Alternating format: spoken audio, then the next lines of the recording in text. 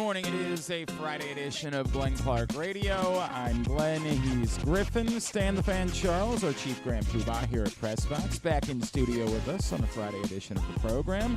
Good to see you, sir. Good to see you. See you. Lots to discuss. Exciting weekend of sports coming up.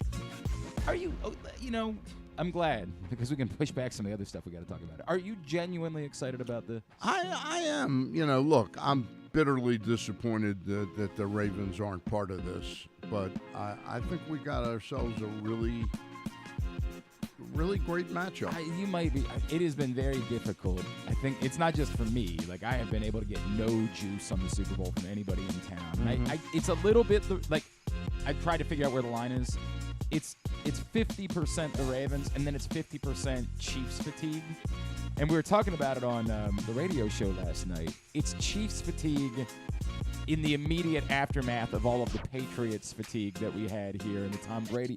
Like, after Tom Brady, it was supposed to be more fun and more open and different teams. And it's been nothing but heavy doses of Patrick Mahomes and the Chiefs now, right? Like, you got. Well, that's the excitement in this game is there a team out there that can play with them and actually beat Mahomes and Kelsey and Taylor Swift? Right, correct. And the witchcraft that she clearly has. And the conspiracies. The MAGAs are right about Taylor Swift. Oh, there's no question about it. She's in on with Satan, and she's using her witchcraft, obviously. And she owned that pizza parlor. That's correct. Yeah. And, clearly she supports Joe Biden, and that's what all this is. Right. Is a deep state plan to make.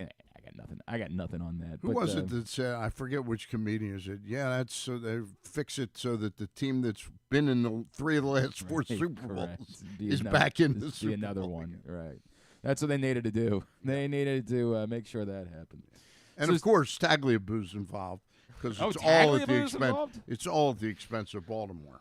Oh my! This is like the scene from On the Waterfront. I didn't realize. What? Yeah, how old is this Paul is not your. This is not your chance, Charlie. How old is Paul Tagliabue? Yeah, he's about 88. I think you're right, Stan. This is old enough to be president, right? He's 83 years old. He's 83. 83 years old, Paul Tagliabue. Yeah, we do have a lot to discuss, obviously, on a Friday edition of the program. Coming up a little bit later on, always a pleasure to catch up with Buck Showalter, former Orioles manager. We don't know yet what Buck's plans are for this year. He, of course, spent time last year with the New York Mets before he was let go, and I assume he'll probably be doing some media work this year. He was doing the media rounds this week. That's why we decided to catch up with him. But we'll pose a lot of different stuff. You think he'll end up with Yes again? Will it be that simple? Or MLB Network, or both, probably. Right. Madison, I don't know about that one. No? Don't know about that one, but I'd love it. It'd be great if they had if Buck got like the 10-game package when somebody wasn't working. And I think with this new ownership group, it's entirely possible. I don't think David Rubenstein would have any qualms about it. How about teaming up Buck and Adam for I think that would be awesome. 10, 12 games. It would be awesome for it to be Buck and Adam. But we'll talk to Buck a little bit later on. Also later on this morning, Jay Kornegay from SuperBook will join us. We will find out what some of the fun props are that are available. So I got to the bottom of this. Griffin and I were very disappointed. We did like a fun props pick'em segment yesterday. Yeah. And we couldn't find anything related to Gatorade, halftime, or the anthem. And apparently that is a state issue in the state of Maryland. Really? You are not allowed to bet those types of props. I don't know why. I don't. Got to be honest. I don't know if it's got to involve Taylor Swift. Take a trip up north, maybe. I don't know what the rules are. I was just informed of this last night. I don't know what the rules are in Pennsylvania or in Delaware or West Virginia or any of those places. In Maryland, you're not allowed to bet those types of props. I don't have the answer. I don't know if it's because somebody thinks horrible. They're very dangerous. Well, I could understand if their argument if you bet on one singer in the Super true. Bowl, next thing you know, it's a gateway drug. Everybody knows that. All of a sudden, you're betting on the Grateful Dead concert on Friday night. Like, it gets out of control. Will they play this song? Correct. You're in an opium den in San Francisco. All I did was bet on the national anthem. It's Leads just right straight to fentanyl. slippery slope. Everybody knows that. I don't know what the reasoning is. I guess their argument would be somebody can control these, so we don't want that. So what I'm seeing, according to Forbes, Yes. it is not legal to bet on those things anywhere in the U.S. That's not true. That's Really? definitely not true. That's not true? That's definitely not true. There are places. I was seeing. Well, what I was seeing is that unless you tie it into the game. So if it's like if the anthem is longer, will the anthem be longer than the longest drive of the game? It's like 80 seconds. Okay. How in the 80 world yards does? All right, drive. we're not gonna. Maybe we'll ask Jay Kornegay about it. I don't know, but we'll ask him about some of the other props. That I'm sure he'll understand why they have qualms about it. Well, I guess it is again, that I think that it's it the could idea be controlled. of Usher knows what song and clearly a bunch of people that Is he work singing on the halftime. national anthem? No, in he's doing addition- halftime. He's halftime. Reba right. is the national anthem. Who is? Reba McEntire is the national anthem. Good old So- country girl. So somebody can control the outcome of these bets, but like they let you bet on other things that people can. I don't know. Maybe it's all offshores that allow you to bet on those things. It might be because like you can bet WWE on offshore books, but you can't bet WWE on Anywhere here. I don't know if that's true or not. Actually, now that I think, whatever. We're spending too much time I'll on find out. this. We're going to talk to Jay Kornegay about the bets that you can make with SuperBook. And, of course, if you use the code GlennClark23 or StanCharles23 when you sign up with SuperBook, you'll receive up to $250 on a same-day first bet match, win or lose. My favorite thing that SuperBook is doing for the Super Bowl is they are offering squares. The same way that you sign up for your squares contest in the office, your charity squares thing where you're just given a random number and you're like, oh, 8 and 9, that sucks. Well, you can pick your own squares. Go right now to SuperBook, and if you go to the NFL tab, then go to weekly specials, the first thing you'll see is Super Bowl squares. And you can pick what you want for any quarter. So like 0-0, I believe if I remember correctly, my father had 0-0 for Super Bowl 35. That's The Ravens and the game. Giants, and 2 different quarters. I believe there was a 0-0 at the end of the first quarter and a 10-0 at the half, if I remember correctly. So he was a double winner on the square. my friend had not a square. Well, yeah, not a Super Bowl squares, but an AFC Championship squares contest, and they had 7-7, and it was 7-7 the first 3 quarters. And then all 3, Wow. right? Yeah, so the he, first 3 he quarters hit on was all of 7-7. those. Lucky guy. Yeah. So if you want one of those numbers, just go bet it right now. Like right now, 0-0 is plus 300. If you like 7-7, 7-7's a popular one, obviously. If you I like, love 2 and 2. I don't know why you would love that. That I seems just like a love really it. terrible Well, it's Jim square to Palmer's have. number. That's true. I just don't know that it's a great square, but it would pay at 100 to 1 if you were to hit it. If the first quarter was both teams getting safeties somehow, or if at the end of the third quarter everybody's kicked 4 field goals and nothing else, Give me Right. 3-0. you would You're in- cash you're in in that- and at it's gonna be 100 that type to of 1. game. It could be that type 100 of to game. 1. So get over to SuperBook and sign up now.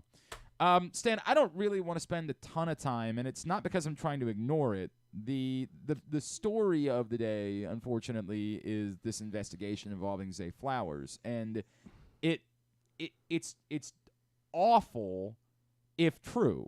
But the if true part is the part that has to shine at the moment because we know so little right now about the circumstances. We know there is an investigation into an incident.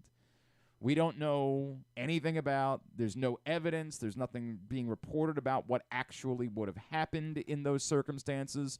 All we have so far is the Baltimore Banner report and then corroborating confirmation from other sources that there is an investigation that is going on.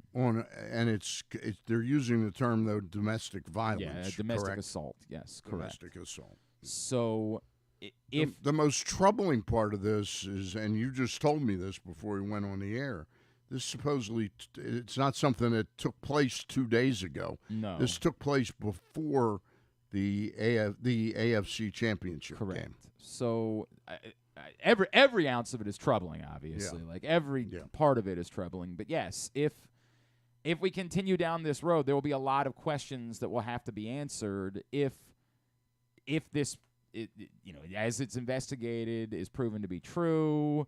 Then there'll be questions asked to the Baltimore Ravens. Obviously, the Ravens have said post Ray Rice they have a zero tolerance policy for domestic violence.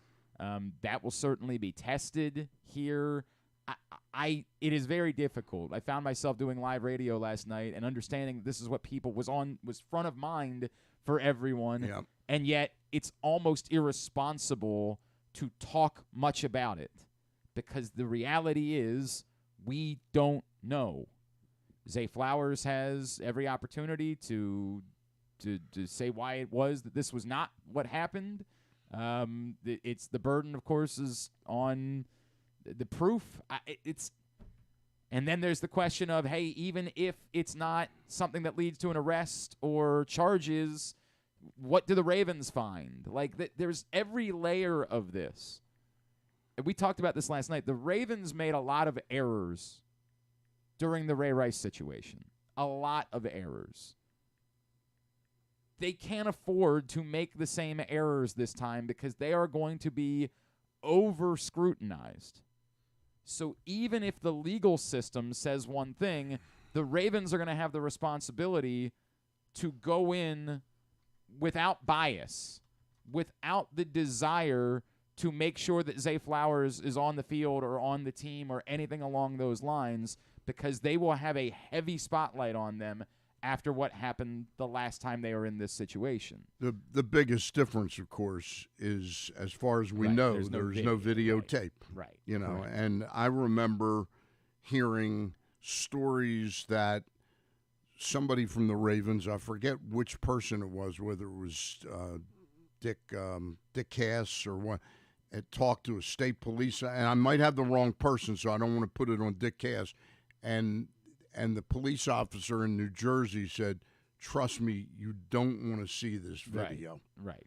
And that's what Dick Cass, I believe it was Dick Cass, relayed to the group meeting that took place is, we don't want to see this video. The reality is there is a lot that will unfold, and it will cloud the conversations that we have about the Ravens offseason. Every time we talk about what their needs are and what decisions they have to make, it's going to be clouded by we don't know what's going to be going on with Zay Flowers. But that's the reality. And there's a human element that's way more important to this, which is there's potentially a victim of a domestic assault.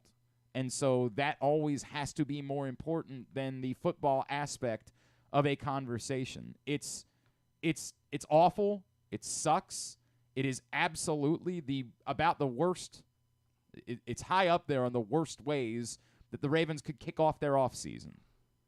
It's wretched, but that's reality, and that's what's going to have to be dealt with. You know what's amazing, and we don't know the comparisons between this and the Ray Rice incident, but we do know the people that we're talking about. If you had said before we knew about the Ray Rice incident that there's going to be an incident, With a play, there was an incident. Right, you would say, what player would it be? He would have been like 30th on your list, you know. That. And Zay Flowers, I got to be honest with you, Zay Flowers, until that taunting play, had been, to me, a model of perfection in terms of a young man and how he handled his business.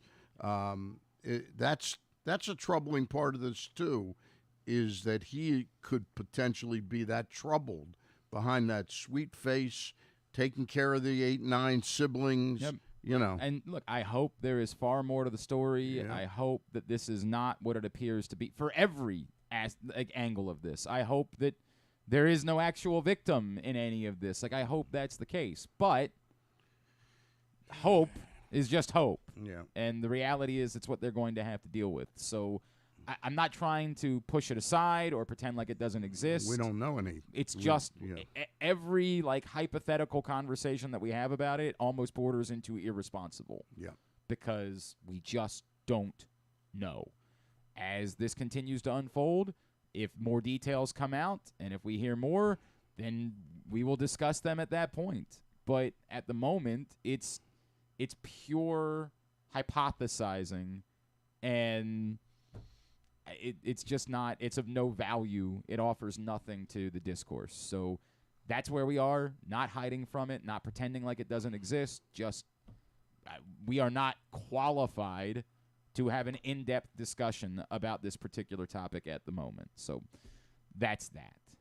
If there was pleasant news for the Baltimore Ravens, and boy is it a shame that the two things happened so quick to each other, it's, of course, the news that Lamar Jackson did, in fact, win MVP last night for the second time in his career.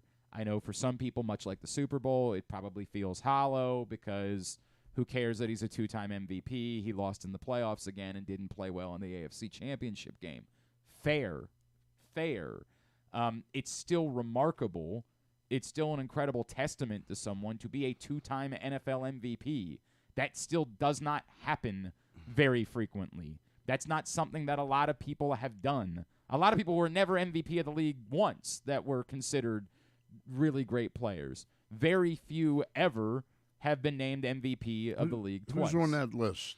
I mean, Mahomes is, right? Yeah, John Unitas is definitely right on the list. Multiple. I saw the list last night, and now, of course, I don't have it in front of me. John Unitas, Jim Brown, Peyton Manning, Pat Mahomes, Tom Brady, and now Lamar Jackson. Wow, it's a pretty exclusive list. It is a remarkably exclusive list. It's more exclusive. Joe Montana, yeah, Steve Young as well. Steve Young, Brett Favre. I don't know why this tweet didn't include everybody. That's Kurt Warner, Kurt Warner, Aaron Rodgers. So still exclusive, yes, but not as list. Exclusive as this tweet that I saw was suggesting that Patrick it Mahomes. was. I said Mahomes. Oh, you did. Yeah, Okay, good. correct.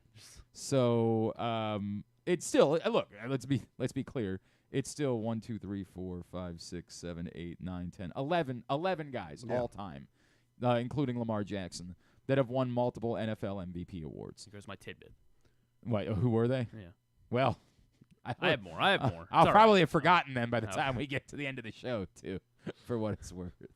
Has anybody done it 3 times? Yes. Yeah. Tom Brady, probably. Tom Brady, Brett Favre, John Unitas, Jim Brown 3 times, Aaron Rodgers 4 times, Peyton Manning 5 times. Wow. Peyton Manning. But, here's a remarkable part. John Elway was not a multiple MVP winner, right? Like, Dan Marino didn't win multiple MVPs of the league. He was also, John Elway was a terrible GM. It's a great point. Awful. Wretched. Well, I mean, he did. He did win a Super Bowl as a GM. What a loser. He didn't win the MVP twice. Right? And he was a terrible GM. He didn't win 2 Super Bowls as a GM. Yeah. This guy stinks. This guy doesn't know what he's doing. Yeah, the Colts were lucky. They won out and all that.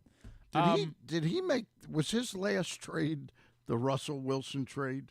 Or was that the him new or GM? I think that was the new GM. I think he was out by that Good point. job. Yeah, right. Good job. Nailed that one. And the sequencing of getting him and then hiring Sean Payton was really great. Brilliant. Next year they'll have Kirk Cousins or whatever they'll do at quarterback next year. A lot of people are up in arms because one person didn't vote for Lamar Jackson for MVP. Aaron Schatz, who is an analytics, he's sort of the godfather of football analytics, and we bring him on. He kind of invented the DVOA statistic. I read Aaron Schatz's piece explaining his vote, and truth be told, I found it to be thoughtful. I disagree. Admittedly, in the same way that I don't think everybody watched every Lamar Jackson game, somebody would say to me, well, you didn't watch every Josh Allen game. You didn't watch every Dak Prescott game. You didn't watch every Brock Purdy game. You only watched every Lamar Jackson game. So how would you be qualified to say that he's more deserving than somebody else? Well, a lot of people would agree. 49 out of 50 voters voted for Lamar Jackson. I'm not bothered. This is not the type of thing that I get up in arms about. I disagree. I think MVP is a horse race, and Lamar Jackson won the horse race. Aaron Schatz's argument is that if you go game by game, Josh Allen was more outstanding in a greater number of games than Lamar Jackson was this season. Okay. That's an argument. It's not. I don't think he's doing it for attention. If this was some, Fox Sports talk show host type that just wanted to be a contrarian to get attention today, then I'd be more up in arms about that. I think Aaron Schatz, knowing Aaron Schatz, is sort of the opposite of that. He believes that he was selected to vote because they wanted the analytics community to be represented in voting. and advanced statistics to be represented in voting, and so he feels inclined to default to advanced statistics, although he did admit that all of the advanced statistics said Brock Purdy should have been the MVP, and he chose not to go with Brock Purdy because the advanced statistics also say Brock Purdy's the 5th best player on the 49ers offense.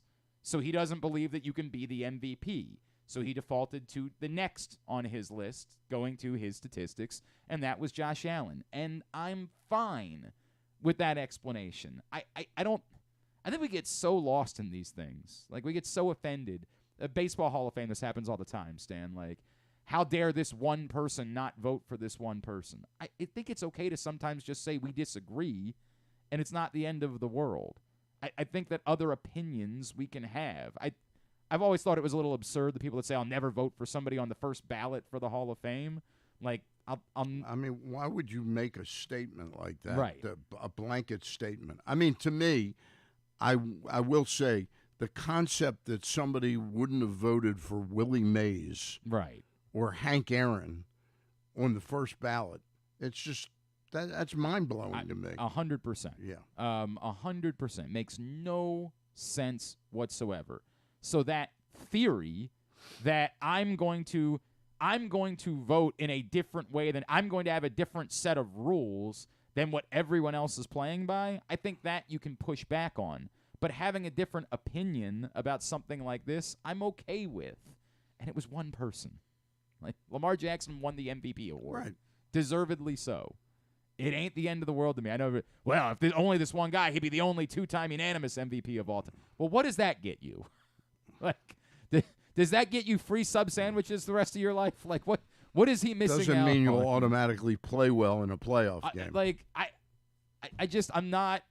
I'm the wrong guy. I'm the wrong guy to find myself worked up about that. I'm just surprised, though, as thoughtful as you say this guy is, did Josh Allen seem like he had a particularly great season? I think for a stretch, it was disappointing because of he turned the ball over an awful lot. The interceptions, correct. Yeah. The statistics would say, much like Lamar Jackson, Josh Allen is the entirety of the Bills' offense, right?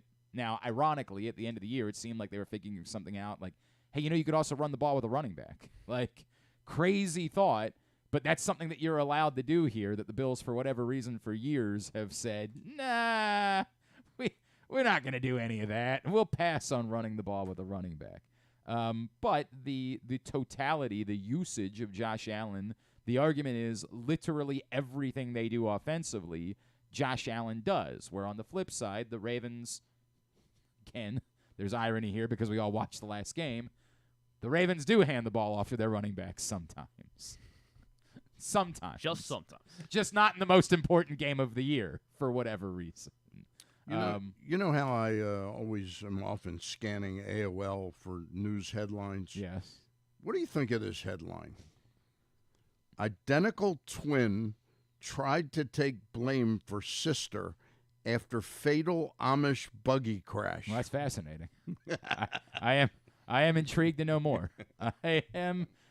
They got me with that one. I would click. They got me like hook, line, and I would click on that. Speaking of the Hall of Fame, a new class of the Pro Football Hall of Fame. By the way, today's show also brought to you by Toyota. And if you think you know high school basketball, then go to countysportszone.com where you can pick the winners and earn points to see where you stand on the leaderboard. It's only at countysportszone.com, presented by your local Toyota dealers. Can you bet on the national anthem, the length of the anthem at the high school basketball game? I don't know. That might be maybe offshore. You can do that. A lot of outrage last night because Antonio Gates did not get into the Pro Football Hall of Fame on the first ballot, which is damn. Well, oh yeah, you're particularly worked up about that. I had a huge bet that he would make it on the Antonio first. Gates. Look, man, it's silly to me. I will acknowledge that Antonio Gates isn't a first, but the Pro Football Hall of, if you think the Baseball Hall of Fame balloting system is weird, the Pro Football Hall of Fame selection is bat-ass. Utterly absurd. Insanity, the way that system works. And everyone who is confident, because next year both Marshall Yanda and Terrell Suggs are on the ballot for the first time for the Pro Football Hall of Fame. Wow. And everybody who's super confident that those guys are first ballot Hall of Famers, I'm I would ease up on your confidence level. Like I would say Yonda would definitely make it. I would say somebody off the field stuff with Suggs. Maybe, but I don't know that Yonda would get in on his first ballot. Like it's also a loaded class next year. The class next year is, and like it'll be headlined by Mahomes in it. No, he's not going to be on next year's. Andy Reid in it. Yeah, right. At this point, correct. There's no reason why they don't just go ahead and induct him. Like just look, he can keep playing, but we know the answer.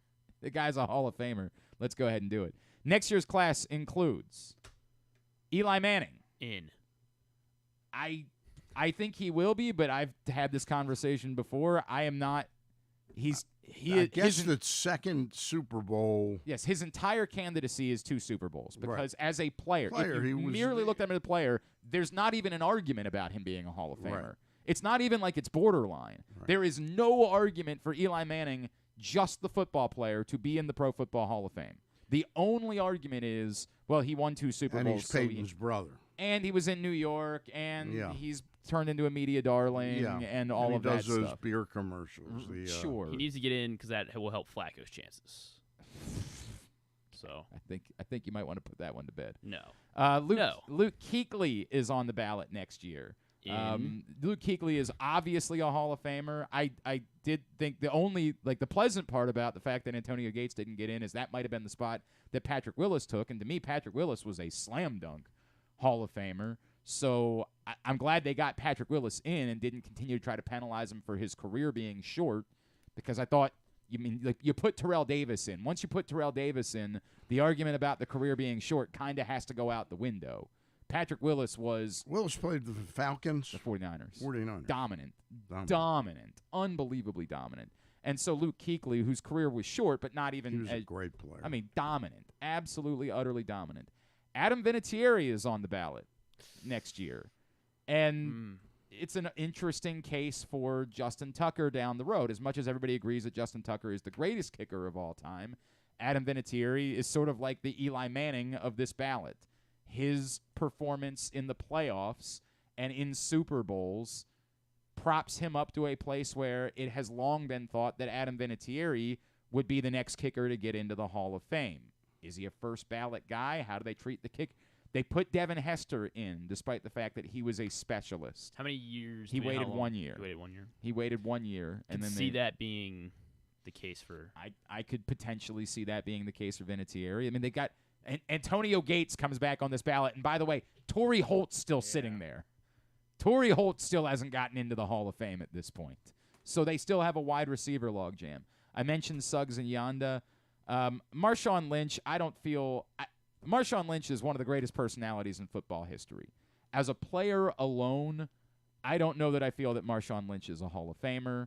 I think his personality raises his profile in a way that will make people think about it a little bit more. But just as a football player, I think Marshawn Lynch was really good. But if the standard for running backs in this era is like Adrian Peterson, Marshawn Lynch was not close to Adrian Peterson as a football player. Earl Thomas, another Ravens legend, on the ballot for the first time next year. And until Earl Thomas had his incident in Baltimore, Earl Thomas was a surefire Hall of Famer, was a slam dunk, dominant player. Joe Staley, the former 49ers offensive lineman, who terrific player, 100% was a terrific player. So it is a loaded ballot of first-timers next year, along with leftovers like Antonio Gates. I think next year is going to be the year Art Modell gets in. Yeah, I'm going to bet not. Stan. I'm going to bet not. Although, with all these committees now, you never know. If you just find the right committee that's willing to. Although, even after you're approved by the committee, you still. So, like, it was Randy Gradishar and Steve McMichael were the ones that were approved by a committee. You still have to go into that room for approval. It's not like the Baseball Hall of Fame where the committee, like 16 people, get to decide if you're in or not. Right. The committee approves your name, and then you go back in front of that room that has rejected Art Modell time and time again. Ain't happening. So I think that's the case. But Steve McMichael, I think a lot of people are familiar with the story of his health in recent years, and he's deteriorating. Nice to see that he will be recognized and he will be inducted to the Hall of Fame. And Randy Gradishar from the Broncos as well. It's different, difficult thing too, because you can only put 5 guys in. Right. It's really tough. Freeney got in, right? Dwight Freeney got in. Patrick Willis got in. Devin Hester got in. Julius Peppers. Again, who's going to argue about Julius Peppers getting into the Hall of Fame? Right? So next year I got Kuechly, Oh, Gates, this is important. Torrey Holtz, Breaking news. This is Marshall Yanda, and Terrell Suggs. Okay, so you've got them both getting in on the Of course, first time. Maybe they put Jared Allen in over. Oh, right, Jared Allen still. I completely. Jared Allen's not in yet. Jared Allen still isn't in the Hall of Fame. So he's got to get bizarre. in. James Harrison's not in. I don't feel as strongly about James Harrison as some people do. I think he was a hell of a player, but to me, I don't know that he's slam dunk Hall of Fame. Good. Keep him waiting. I think there's a chance he gets in eventually, but I don't feel like it's some sort of crime that James Harrison. I don't either. You know, so maybe Allen gets in over Suggs. We'll see. I don't know. Maybe, and I just don't know. It's so hard to figure. This is such a select group of people. It's very difficult to figure out. How many years has Allen been waiting now? Is this like his third try, fourth try? See if I can find. I want to see it was his third. Yeah. I want to see. I think that's what it was, but I will. He sure seemed like he would have gotten in by now. Four. This next year will be his fourth year. Next year. Yeah. So it's been 3 years he hasn't made it. Which is it's kind of weird. I mean, it's kind of weird that Jared Allen's been waiting all this time. Obviously, a damn good player. Yeah.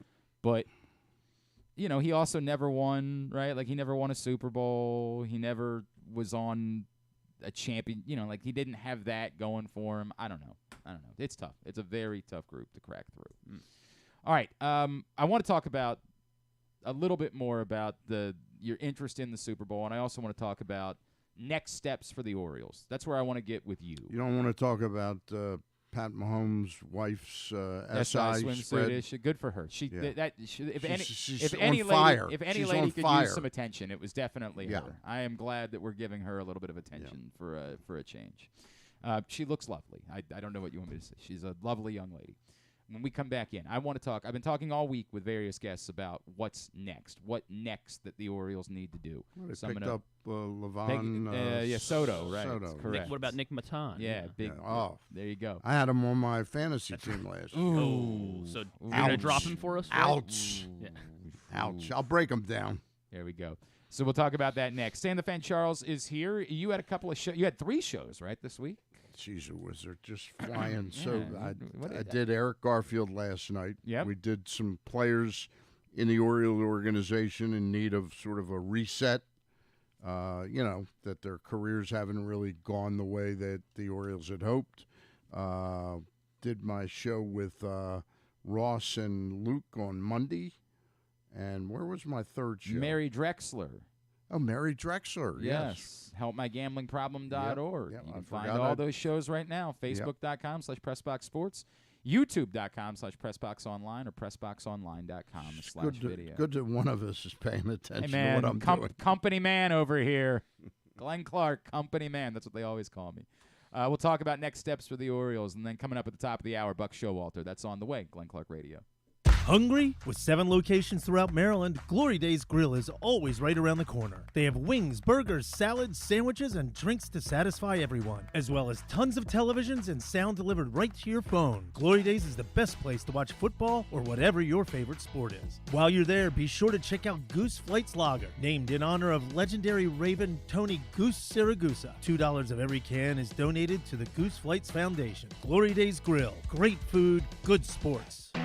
Why bet with the big boys this football season? Instead, try your hand with the local book, SuperBook Sports, this fall. SuperBook Sports is the book next door. Just a dedicated team of the best odds makers in Las Vegas, making sure you get the best prices and parlays anywhere. And now, SuperBook will give you a bonus of up to $250 when you sign up and wager on the same day and use the promo code GlennClark23, GLENNCLARK23. So bet with the best and use the promo code GlennClark23 this football season with SuperBook Sports. Visit superbook.com for terms and conditions. Gambling problem? Call 1-800-GAMBLER. 6 chicken tenders made from fresh, never frozen Royal Farms world-famous chicken, a family-sized order of Western fries, honey mustard dipping sauce, and a 2-liter bottle of Dr. Pepper. It's Royal Farms' new Tucker's Tenders Meal. It's Justin Tucker's favorite, and at only $19.99, it'll be your favorite meal, too. The new Tucker's Tenders Meal, available only at Royal Farms. Now you can kick back, relax, and eat like a champion. Real fresh, real fast, Royal Farms. The Toyota Tacoma comes in a range of models and trim lines, so you can choose the perfect Tacoma to reflect your unique personality and driving habits. Check out buyatoyota.com for deals on new Tacomas from your local Toyota dealer today. Gambling can be a fun and entertaining experience, but there are risks involved. If you're planning on betting on the game at the casino or on your phone or computer, know your limit, stay within it. Set a budget and a time to stop. Remember, gambling isn't a financial solution, and it doesn't mix well with alcohol or drugs. Know the risks and have a plan before you begin gambling. For free and confidential services, call 1-800-GAMBLER 24/7 or go to helpmygamblingproblem.org. Jeremy Kahn here. The ultimate sports betting experience in Maryland is at the Green Turtle Bet Park Sportsbook. Join me at either location in Canton or in Towson and place your bets in person and be a part of the action. It's the best in-class sports wagering experience, complete with the ultimate TV package, ensuring you can catch every game all day, every day. Their state-of-the-art facilities bring Las Vegas energy right here to Maryland just in time for postseason football. So visit the Green Turtle Bet Park Sportsbook in Canton and Towson and elevate your game day experience and hang out with me to bet, watch, and win at the Turtle. Coming back in here with Glenn and the other guy, Garrett, whatever his name is. You know who they are. The place to be on Sunday to watch the game is probably Live Casino and Hotel, right, Griff? That's 100% correct. Sports and Social, to be precise, at Live Casino and Hotel Maryland, features an on-site FanDuel location, and it is your ultimate spot to watch the big game on their massive 100-foot media wall. So order up your favorite game day bites, take a sip from the signature crushes and extensive beer selections, all just steps away from the FanDuel Sportsbook. Watch, wager, and win at Sports and Social at Live Casino in Hotel Maryland. At Arundel Mills, must be 21.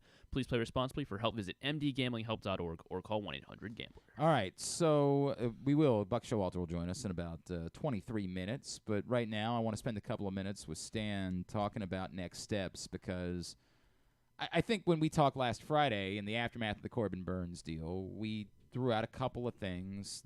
For example, the back end of the bullpen that we would still say. I have again, it's been split as I've been talking to a lot of people this week about, do you believe that the Orioles roster as is good enough to win the World Series? And, like, for example, Jim Bowden, effusive, yes, 100%. I'll tell you right now, the Orioles are going to be in the World Series. Ryan Spilborgh's, no. But if they had Emmanuel Clase, they would be. Like, there's been a split in the folks that I've talked to this week about whether or not as is. So I preface it this way. Win the World Series. I don't think it's easy to acquire. I think a lot of people around town would say, oh, Emmanuel Clase, send him Colton Cowser. It's not going to work that way. Like, that's the Guardians have an asset that has an extremely favorable contract for the next 5 years. Yep. You would have to give up. You'd have to give up 3 or 4 players to get him in that contract. And probably one of them has to be one of the two guys right now that nobody wants to touch are Basayo and Mayo. Right. Like, those are the top 2 guys that are just still prospects. We don't want to touch those guys. It would probably require one of those guys. And I get it. If you don't want to do it, you don't want to do it. Totally understood. But you're not getting Emmanuel Clase because the contract is so favorable. There is no reason for the Guardians to deal him. They have very little incentive to deal him unless they're going to patch three to 4 holes, Something right there. Yeah. Right, correct. So if it's not that, there's not really an answer to be had. Are you confident that the Orioles can be okay enough in the back end of the bullpen with Kimbrel, likely Tyler Wells, we'll find that out, and all of the arms they bring back, and with more innings from the starting pitchers, that they won't find themselves – we keep going back to – they were 30-15 in one-run games a year ago. It was staggering. That's a big number. Yep. To duplicate. Remember the advanced statistics, like Pacoda thinks the Orioles are an 87-win team. Mm-hmm. They don't think that they can replicate what they did in one-run games, despite the fact that on paper they would appear to be a better overall team. Fangraphs, their model has them at 86 wins going into this season. Are you confident that this won't be a significant issue that could harm them at the beginning of the season? I'm not that worried about the back end of the bullpen. My worry comes in a few players. Ryan Mountcastle, Ryan O'Hearn, Cedric Mullins, Austin Hayes, and Santander. Now, not all of them are going to be down this year, but if two of them are significantly down, that creates somewhat of a problem. Some of that could be made up by a Rookie of the Year candidate named Jackson Holliday if he truly makes the team out of Sarasota, or 2 weeks into the season he's up, So my worries are more about whether this offense will improve or step back. I think the pitching staff is, for the most part, going to be fine. I think Craig Kimbrell, given that they've got some more help back there, and I think Wells most likely will end up there unless there's an injury to somebody, Means or Kramer get hurt, I think Wells is destined for the bullpen. I think we're strong enough down there. In fact, I think we're potentially a lot stronger than people think. I think if they can keep Kimbrell's innings down by like 10 innings, which isn't easy, but you just sort of Brandon's very disciplined. Buck was very disciplined that way. You just have to say there are certain days he's off the board, that he's not going to pitch back to back to back, or the back-to-back are going to be limited over the course of a season. So my concerns are mostly on the offense with players that I don't know what we're going to get out of. I'm confident that it was fascinating. I wrote, we were doing our prop bets for the new issue of Press Box. I'm staggered by the projections on Gunnar Henderson. He hit 28 home runs last year. You know how many he's projected to hit this year? 25. 22. Yeah, something like that, right? 22. Why would, to me, he was just scratching the surface on his power last year. And really the last 2 months of the season picked it up tremendously against left-handed pitchers. So I'm not worried about Gunnar Henderson, not worried about Adley Rutschman. Those 5 players that I mentioned, which is a significant number, I just don't know which way their careers are going right now. I understand your feeling about all of them, and I think that a lot of us thought that in this offseason that perhaps would be the case to let's limit the number of these guys that we have questions about. Let's commit to the ones that we think are definitely a part of this, and then let's maybe start to move on from the ones that we don't. And that wasn't the case. Like, all of these guys, none of them to this point have been used in a trade. I watched the team. I'm sorry to interrupt you. I watched the team carefully in those playoffs. And again, I've said this a couple times on the show and on different media formats that I'm on. They look like deer in the headlights last year against the Texas Rangers. And a veteran hitter like a Justin Turner would mean the world to this team. That's somebody that's been through the playoff wars time and time again and who's still producing at a high level. Now, clearly, the finances have changed a little bit, the dynamics of what they'd be willing to spend. But had David Rubenstein bought the team 2 months ago, I'm not so sure that Mike Elias doesn't agree with me that he'd like to have a more experienced, albeit a higher ticket player as the DH on the team, or a part-time third baseman, something like that. So would you, the guys that are J.D. Martinez, Jorge Soler, guys that unfortunately are right-handed power hitters, and this is probably not the place anymore for a right-handed power hitter, particularly one like J.D. Martinez who's getting up there. I'm not saying that all of his home runs would be gone in Baltimore, but JD's not the guy I would have wanted. I would have wanted Turner as a player. I really would have liked. So at this point, there's nobody that. No. I agree with you. Soler's got prodigious power, but this isn't the right ballpark or fit for him, I don't think. How old is Soler at this Soler's point? probably He's not 34, probably 33 or 34. Still that up there. I knew he was. I didn't know. Let me. He's not. He's obvious. 31. 31. 31. Jorge Soler. Yeah. So I'm plays not, like a 34-year-old. He is definitely an all or nothing guy. There's no He's going to be question about 32 that. in a couple weeks, so this will be his age 32 season. I guess what I would say is I still wouldn't be opposed to the Orioles adding that. Like if you woke me up tomorrow Right. morning and said, "Stan, get up," the Orioles signed J.D. Martinez. I'm not going to say, "Oh, why did they do that?" It's terrible. Yeah, It's terrible, but look, he shocked the shit out of me last year. To be honest with you, coming back with a season like that with the Dodgers. and I think it's not necessarily to me the right strategy to be looking for right-handed power hitters, but at some point you can't have nothing but lefties in your life. It can't be that now moving forward the Orioles only ever pursue left-handed hitters or left-handed power hitters. They're going to have Some balance. correct. Yeah. And they play 80 games, On the road, Yeah. right, 100%. So I'm not going to say I'm opposed to it. It's not ideal. It's not one of those like, oh, this is a no-brainer. You definitely go out and get J.D. Martinez.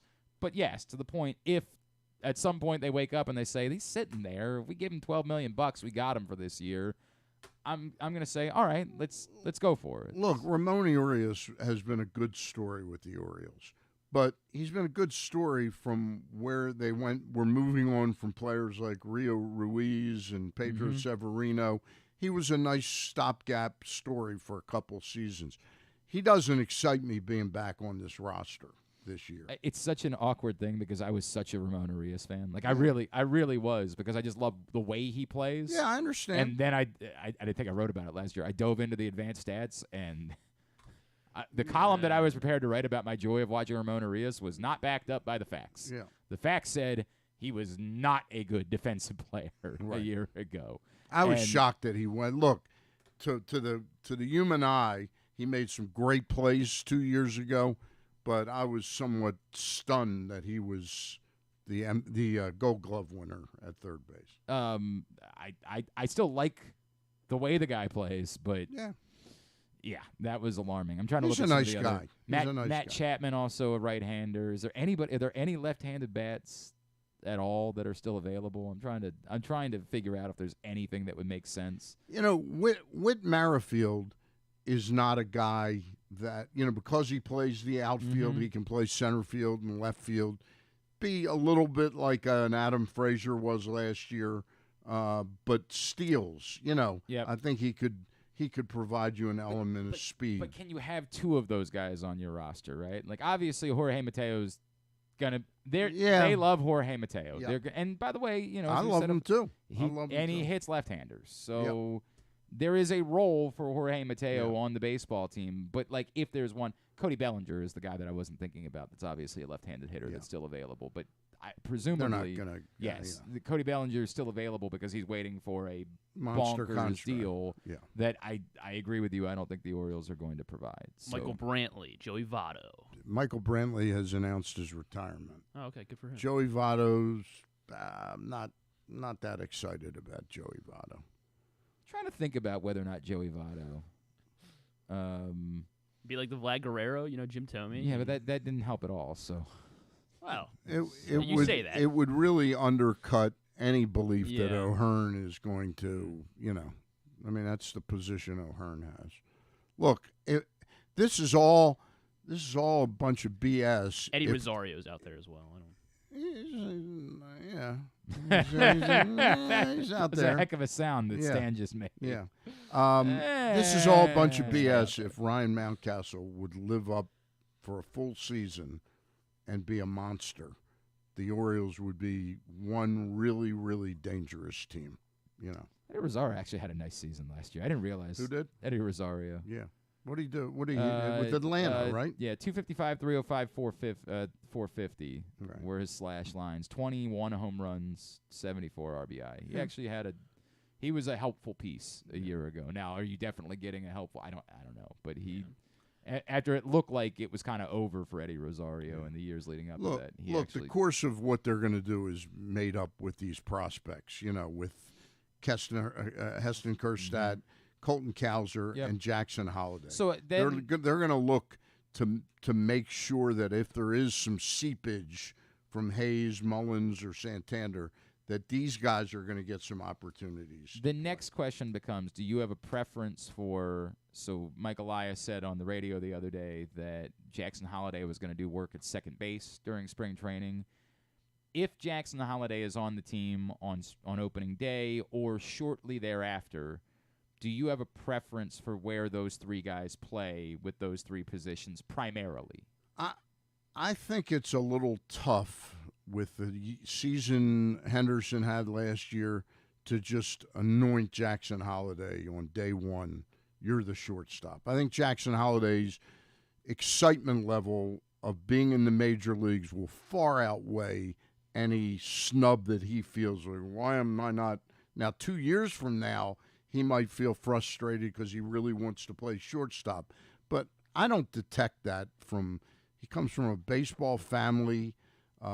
If he's as good as he is offensively, he's not really going to lose any money by playing second base. I guess I will throw out again.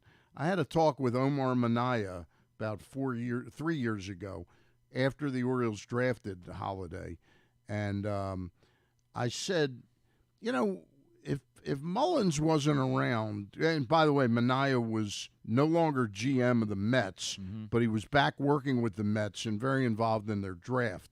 And I asked him, I said, what do you think of Holliday?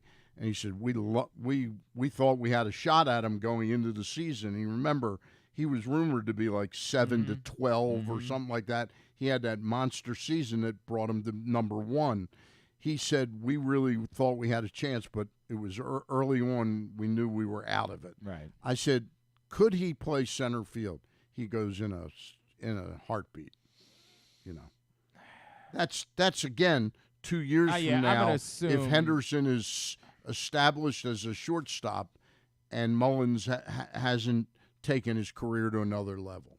I'm going to assume that at this point, that's probably off the table, but I mean, Mookie Betts is well, I'm not saying Robin Yount similar. went from Right, being I'm a not- shortstop to I'm a center by fielder. no means saying it's impossible. Yeah. I'm just going to assume that at this point it's probably off the table, but it speaks to his athleticism. I guess the question for me is, who are you best suited? I feel like second base is more important than third base to me.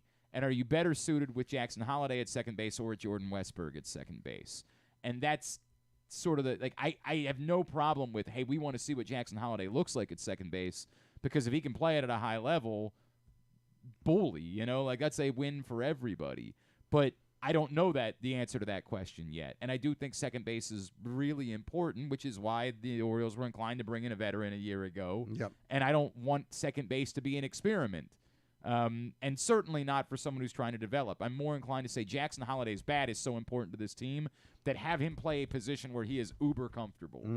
And if he's not uber comfortable at second base, I would say just let Jordan Westburg play there and then figure it out between Jackson Holliday and Gunnar Henderson. Well, you've got the one thing out of this conversation. What is their best defensive setup in the infield would be Westburg at second, Holliday at short, Gunnar and third. get Gunnar over to third, where he most likely is going to end up. He's going to end up, I think, ultimately too big. Right. But you know what? We watched Cal Ripken play an amazing shortstop, and he was too big. And he wasn't the only one. Yeah. Obviously that ushered in an era of bigger shortstops for a little while, and Yeah. so it's totally possible, to your point, that Gunnar could continue playing there for a long time.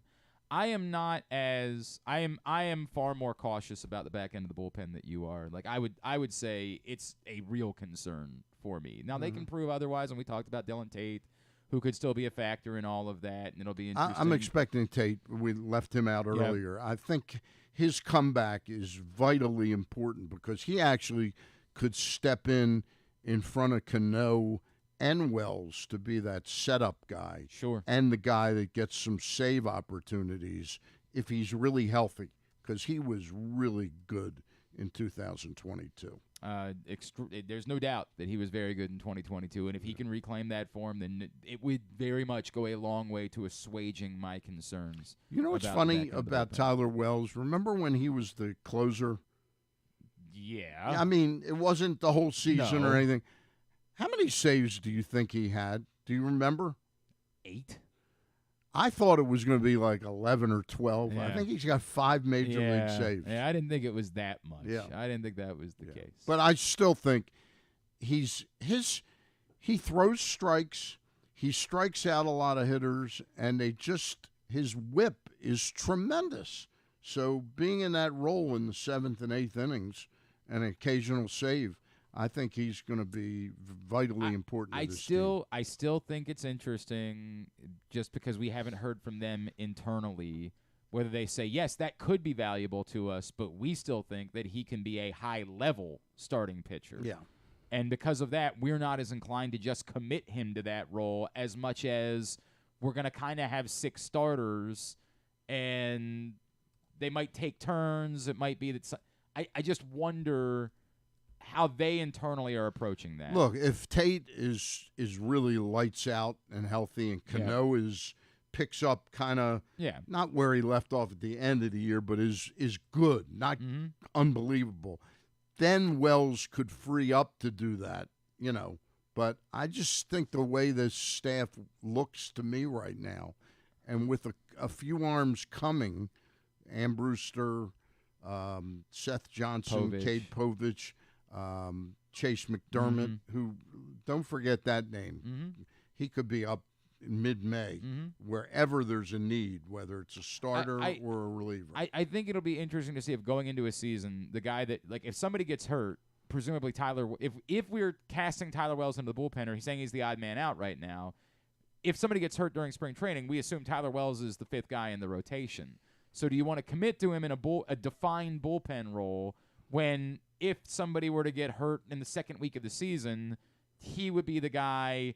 Are we going to go through this like loading, deloading, bizarre nature, or would you rather have him? You've got the freedom in spring training to have him prepare as if he's a starter the first 2 or 3 times. Where what's the difference if he's pitching 2 innings, then up to 3, and then you decide, we need him in the bullpen. Dylan Tate's cropped up,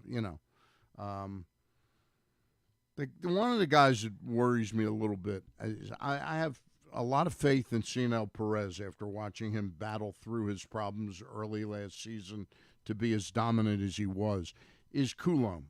I think the Orioles now sort of treat him like, hey, we got Danny Coulombe, and I like Coulombe. I love the way he pitched last year, but let's pump our brakes on the fact that he's going to be a great left-hander out of the bullpen. Goose Flights is available all over the region. You can get it in cans at your neighborhood Glory Days Grill, all of the Glory Days Grill locations here in the state of Maryland. Also available in cans at the Green Turtle Bet Park Sportsbook in Canton, as well as Alonzo's. I didn't know we were available there. Now available in cans. Also Alonzo's on Cold Spring Lane. Cans and 6-packs at Guilford Hall Brewery in Station North and Costas Inn in Dundalk. And 6-packs and cases available at the Wine Source in Hamden. What a great bunch of partners. Seriously. Absolutely. We love them. Love these. Hopefully they're pumping them out. And I've heard the Glory Days, they've been very if you walk into this Glory Days right across the street from us, they have this awesome signage right as soon as you walk in that's eye-catching, and people are like, wait, really? I didn't know about this. Yep. And so that's a very cool thing. When you buy a can of Goose Flights Lager, $1.98 of that purchase is going to the Goose Flights Foundation and the work they're doing to provide non-emergency medical transport to those who are in need. The cans are $17 a piece, right? Yeah, I don't believe that's the case whatsoever. I know beer is costly these days. I'm glad beer didn't cost this much when I was a young man. It would have been a lot more difficult for me. Maybe it would have been better for me if that was the case. But Goose Flights Lager, it's delicious brew. It's a collector's can. And it's going to a really good cause. So find out more, PressBoxOnline.com/GooseFlights. And we are starting to get into the back end of the first run of Goose Flights. So we'll see what that means moving forward. But don't wait. If you haven't tried it yet, you show up with a 6 or a case to the big game party that you're going to on Sunday, you're going to be a hero. Because there's going to be people that are going to be like, wait, what? What's that? I didn't know anything about it. They're going to be excited about it. So go get yours today. When we come back in, Buck Showalter, perhaps you've heard of him. I'm familiar with his work, and I'm a fan. We're going to talk to him next here on GCR. Hey, it's Jeremy Kahn. This postseason, bet in person at the Green Turtle Bet Park Sportsbooks with locations in Canton and in Towson, and enjoy the best in-class sports wagering experience at their state-of-the-art facilities, bringing an unmatched sports betting thrill. Gambling can be a fun and entertaining experience, but there are risks involved. If you're planning on betting on the game at the casino or on your phone or computer, know your limit, stay within it. Set a budget and a time to stop. Remember, gambling isn't a financial solution, and it doesn't mix well with alcohol or drugs. Know the risks and have a plan before you begin gambling. For free and confidential services, call 1-800-GAMBLER 24/7 or go to helpmygamblingproblem.org. Discover your next favorite beer crafted in the heart of Charm City. At Guilford Hall Brewery, we believe beer should be flavorful and easy to enjoy. Our meticulously crafted lagers and ales are derived from centuries-old European brewing traditions, a staple for both the seasoned beer aficionado or a novice hophead. Experience beer styles that dare to showcase the exceptionality of simplicity. Visit our restaurant and brewery at 1611 Guilford Avenue or view our menu and tap map online at guilfordhall.com. Guilford Hall Brewery, European tradition, Baltimore charm. Make the most out of every day in your Toyota RAV4. Available in hybrid or gas-only models. A RAV4 can get you where you want to go in style. Check out buyatoyota.com for deals on new RAV4s from your local Toyota dealer today.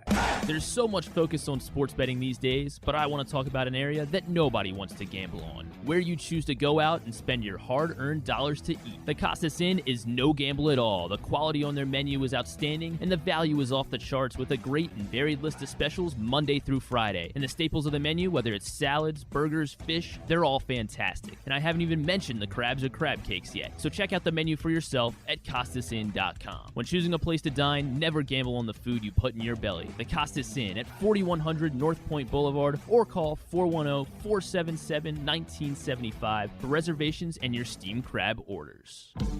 6 chicken tenders made from fresh, never frozen Royal Farms world-famous chicken, a family-sized order of Western fries, honey mustard dipping sauce, and a 2-liter bottle of Dr. Pepper. It's Royal Farms' new Tucker's Tenders Meal. It's Justin Tucker's favorite, and at only $19.99, it'll be your favorite meal too. The new Tucker's Tenders Meal, available only at Royal Farms. Now you can kick back, relax, and eat like a champion. Real fresh, real fast, Royal Farms.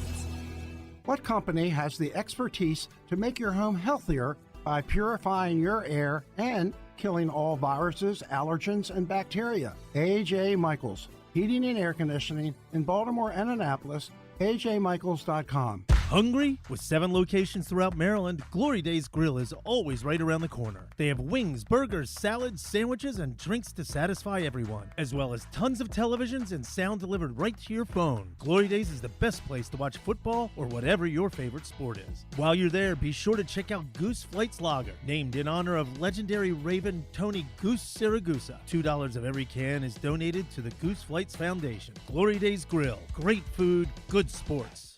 One of the things that's definitely wrong with this country is that this dude still has a job somehow, some way. Glenn Clark.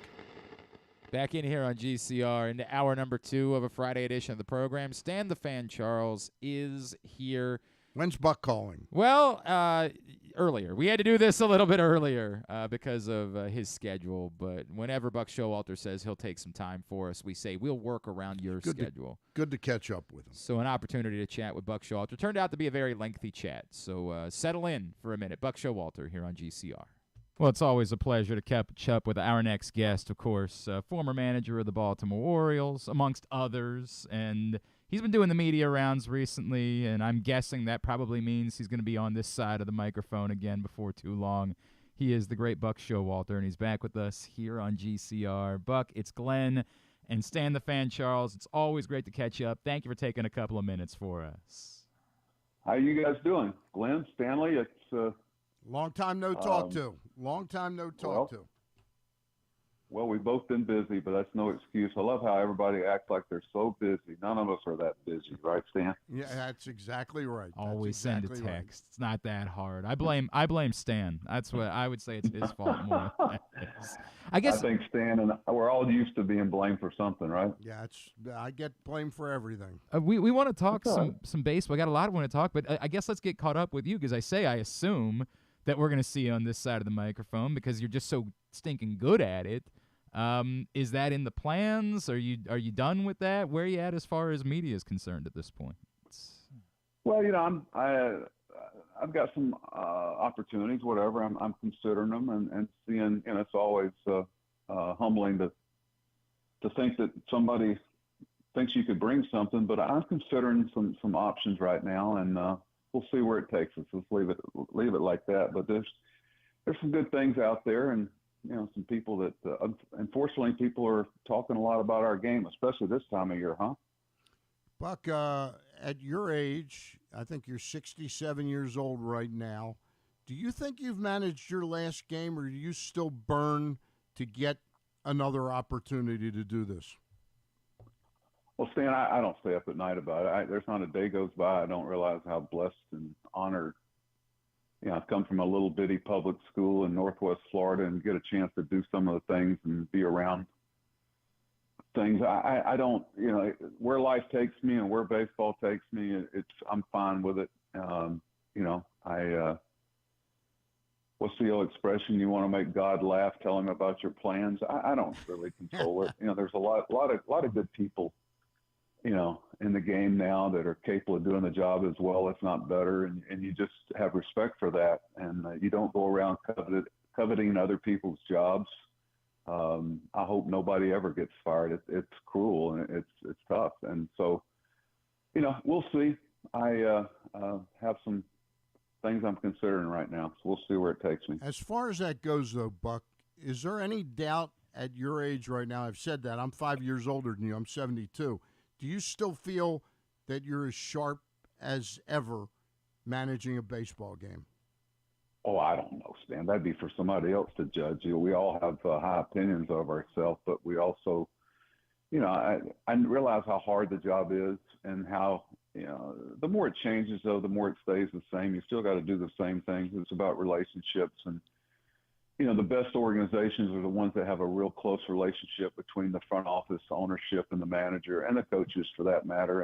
And everybody pulls together. And it's a tough job as it is. And you have to have respect for what everybody brings. What someone might bring, say, analytically or sabermetrically is different from what a manager and coaches do. And you welcome all the information. And at the same time, when the game starts, you're kind of on an island down there. So, I have a lot of confidence in what I bring, but I also realize there are other people capable of bringing it too. Buck, I wonder, I don't think you and I have just ever had a conversation. Obviously, last year you were managing, and before that, the Orioles weren't particularly good.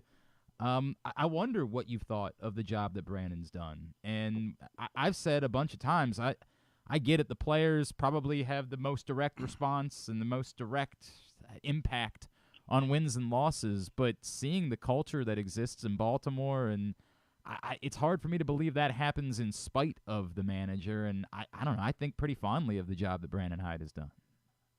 Yeah, I spoke with Brandon when I first left there and made, you always want to make somebody's path easier instead of harder, and I thought he was a good hire at the time. I love his path. I talk a lot about the path. A lot of people want to go from A to Z without going through the process, and Brandon, if you look at his resume, he did a lot of things you have to fail sometimes. You have to be around minor league players. You have to be around winter ball and different things that go on to understand the culture that has to be created. And every job's different. You don't just put a blueprint over everything. You adjust to them. And sometimes the best coaching and managing you do is what you don't do, because you got to know when the timing is right and know each player is differently. The game has a heartbeat. Players, they're not all the same, but it's one thing to have a lot of high draft picks. It's the ability to pick those guys, and then do you have the culture and the situation to put them in where they can be the best they can be? And it's obvious that they've done that. The toughest time is not necessarily where they are now. It's the next step. It's you're not going to sneak up on anybody. You're not the little engine that could anymore, and now you're not going to sneak up on anybody. But you know what plays? Talent plays, and they're very talented. And I think they're ready for the challenge of people kind of laying in the weeds for them and being ready for, Listen, we played 162 games. There are no Cinderellas. You just, all your strengths and weaknesses show up in a baseball season. Your depth, and now their depth is coming from within, and that's a good situation for a team when your depth comes from within your organization instead of having to go out and search the waiver wire and make some trades that might be painful, and using the ways to acquire players, and you're able to really create a we, so to speak, approach. And knowing, Stan, it was very big for us in Baltimore to know who we are and know who you're not. You're not going to do some of the things the Yankees are doing or the Red Sox or the Dodgers. And you got to know who you are and how you're going to do it. And you don't confuse the players, and more importantly, you don't confuse the fans. We all know the support that the Orioles will get if you put the product on the field. And I'm happy for them. Buck, the Corbin Burnes trade, what does this do for the locker room? What does it do for the overall pitching staff and for Brandon, knowing he's got really one horse that he can probably get 200 innings out of? Well, I don't want to jinx them. Because somebody's done something in the past doesn't mean it's going to exactly happen that way. I mean, look at Verlander, look at Scherzer, look at, we had so many injuries last year, but, he's a horse, and have that guy that kind of anchors everything, and you can work around that, so to speak, a little bit, and you can mix and match some, and it just having that guy that's been there and is capable of doing those things, and the example that he will set. Markakis was a guy that, and Adam, there were two completely different guys, but the example they set, when your best players do it right, it makes it real easy for the manager. If your best players don't play the game right, you got a tough road to hoe. And, Burnes does it right. He's going to post up, and he's going to get deep in games when he's healthy, and all indications are that he is. But that's what happens when you have the depth in your organization. You can acquire those players. Buck Showalter is with us here on GCR. Buck, you bring up the injuries you guys went through a year ago, and it's interesting to me, as you know, there's an upcoming ownership change here in Baltimore, and the fan base is, of course, okay, now it's time to go out and spend, and we've been waiting for this. That spending doesn't always translate into winning. What's the line for you as far as where a team should be doing things internally versus going out and spending more and bringing guys in from the outside? Is there a perfect line for what works in order for a team to have success? Well, that's the line that every general manager and owner are always walking. Once again, I'm going to tell you got to know who you are and how you're going to have to do it. Don't confuse players. Don't confuse fans. It's just, there's a good blueprint by some clubs. Houston comes to mind. Houston drafted early for a long time, but they got it right. Yep. They got it right. And the question you're asking yourself is, are you going to retain those players as they get older? And that's, the new ownership coming in, I don't know that much about it, but, you can tell they have a passion for Baltimore and the organization. That's key. The previous ownership, they were great to me. Peter was great to me. I had a good relationship with him. And I know how much the Orioles meant to him and his family. And I know, and I feel like the next group will be the same way.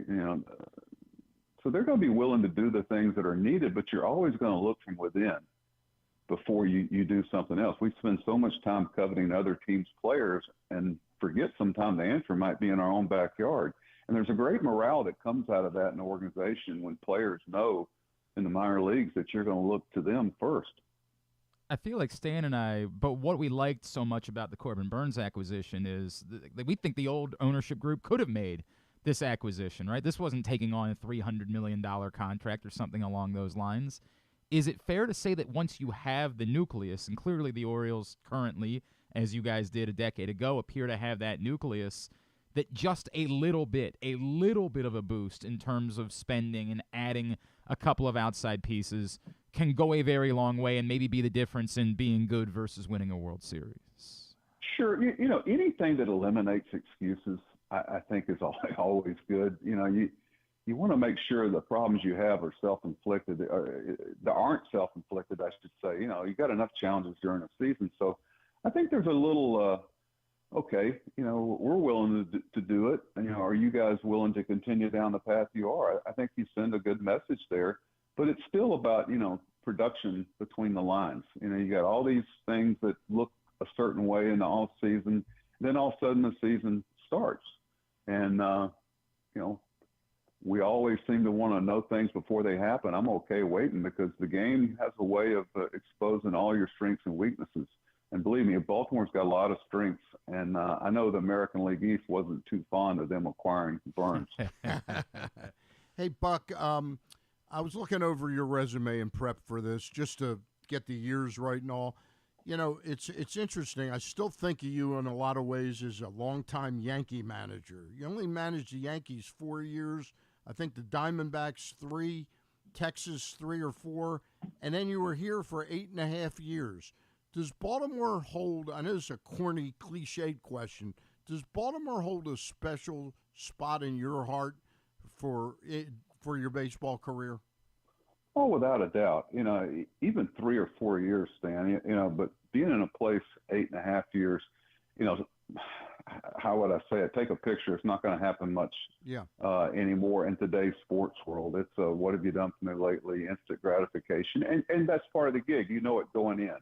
You know that, life like sports is not always fair. But, no, without a doubt, Baltimore, I mean, we committed completely to that community and loved our time there. We were treated great. And I have great memories there. I talked to Zach Britton for almost an hour yesterday just talking. And, I speak to Adam. We had guys like I hear from Manny now and then. Manny's getting ready to have his first child. Wow. His first child. Wow. And a little boy. And I don't know, John Scope, you run into these guys and you realize that, we're not getting out of this alive. And you look back on the way you treated people and the way they treated you, and you want to have a clear conscience about it. But everybody's trying to do the job. We're all getting along. I just want everybody to be happy and realize that nobody's got all the answers.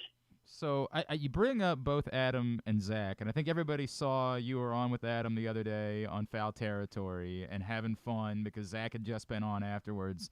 I was fascinated by the quote that you used when they brought it up. You used the quote, and you can tell me where it comes from because I apologize, I've already forgotten. The "be careful about telling truths that hurt innocent people" quote when you were being asked about 2016 in Toronto, because I feel like Orioles fans were like, is Buck trying to say there's something we don't know about that he's not willing to tell everybody yet, and maybe it'll come up in a book one day? I don't, I've been approached about a book. The book that they want to write me is, the one I would write, they wouldn't want to write. They want something that's got all these bells and whistles and all these things. You guys have things that you keep to yourself. No, Zach, there's no smoking gun, so to speak. One day I'll tell the whole thing, I guess, but it doesn't matter. Zach and I know what went down and the whole reasons. And believe me, there's a lot of things go into decisions. But, no, I just, as you go down to press conferences every day, I give advice to managers now and then when they ask. I said, I never read anything and I didn't listen to anything. I wanted to interact with these people every day before and after games. And you just, you have to protect certain things people are innocent about things, and you don't have to blab out everything to make yourself look better. If you look up the description of a manager or a head coach, it'll say you have to wear it. There's so many things you just have to wear because that's the nature of the beast. I was kidding with John Harbaugh one time. He was kidding me. I said, John, you guys meet with the media, once a week? And then you have an off week? I said, we do it twice a day for 7 months.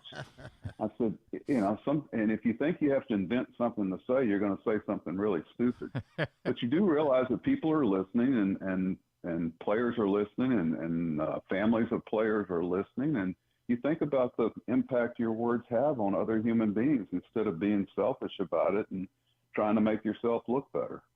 I'm always fascinated. I remember that you established a relationship with John Harbaugh years ago. Has that continued? Have you stayed in? Did you reach out to him after the AFC when guys like, because Stan's been killing him, Buck. Stan's been all actually. Why Stan? Why Stan? I've ceased to believe we'll ever win a Super Bowl with him. Have you ever? Have we ever? Yeah, we won one under Brian Billick. We won one under under John, and we won. Okay, so why would that not happen again with John? I've watched the way he's coached. I've watched the way he's coached the last 7 or 8 years. I just don't have the faith in him. Okay, well, you have that right to feel that way. I think the Baltimore Ravens and the city are extremely lucky to have him, and it's one of those guys you won't know what you got until he's gone.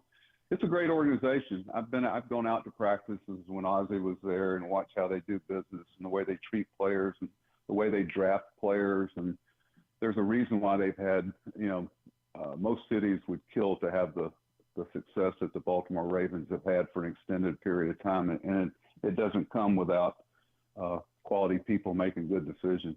Buck, I want to talk to you for a moment about another legendary Baltimore coach or manager. You were talking to Glenn about a book, or he asked you about a book. There's a book being written about Earl.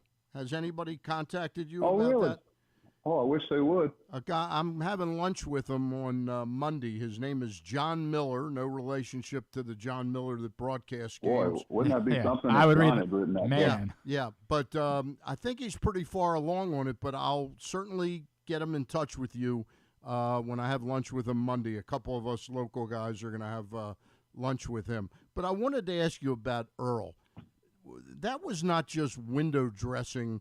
That you really relished the time you had with Earl as a Baltimore manager. Is there anything you really learned from him?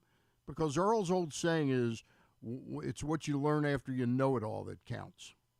Oh, believe me, I've used that quote many times with coaches and staff meetings and stuff. That we used to sit around and when we were putting the fundamentals together, and we'd have a coach from another organization would say, how'd you do it there? How did you do a cutoff and relay with a man on first down the right field corner? How'd you do your bunt defense? How'd you run your pickoff timing? And you always pick something up, a better way to do things.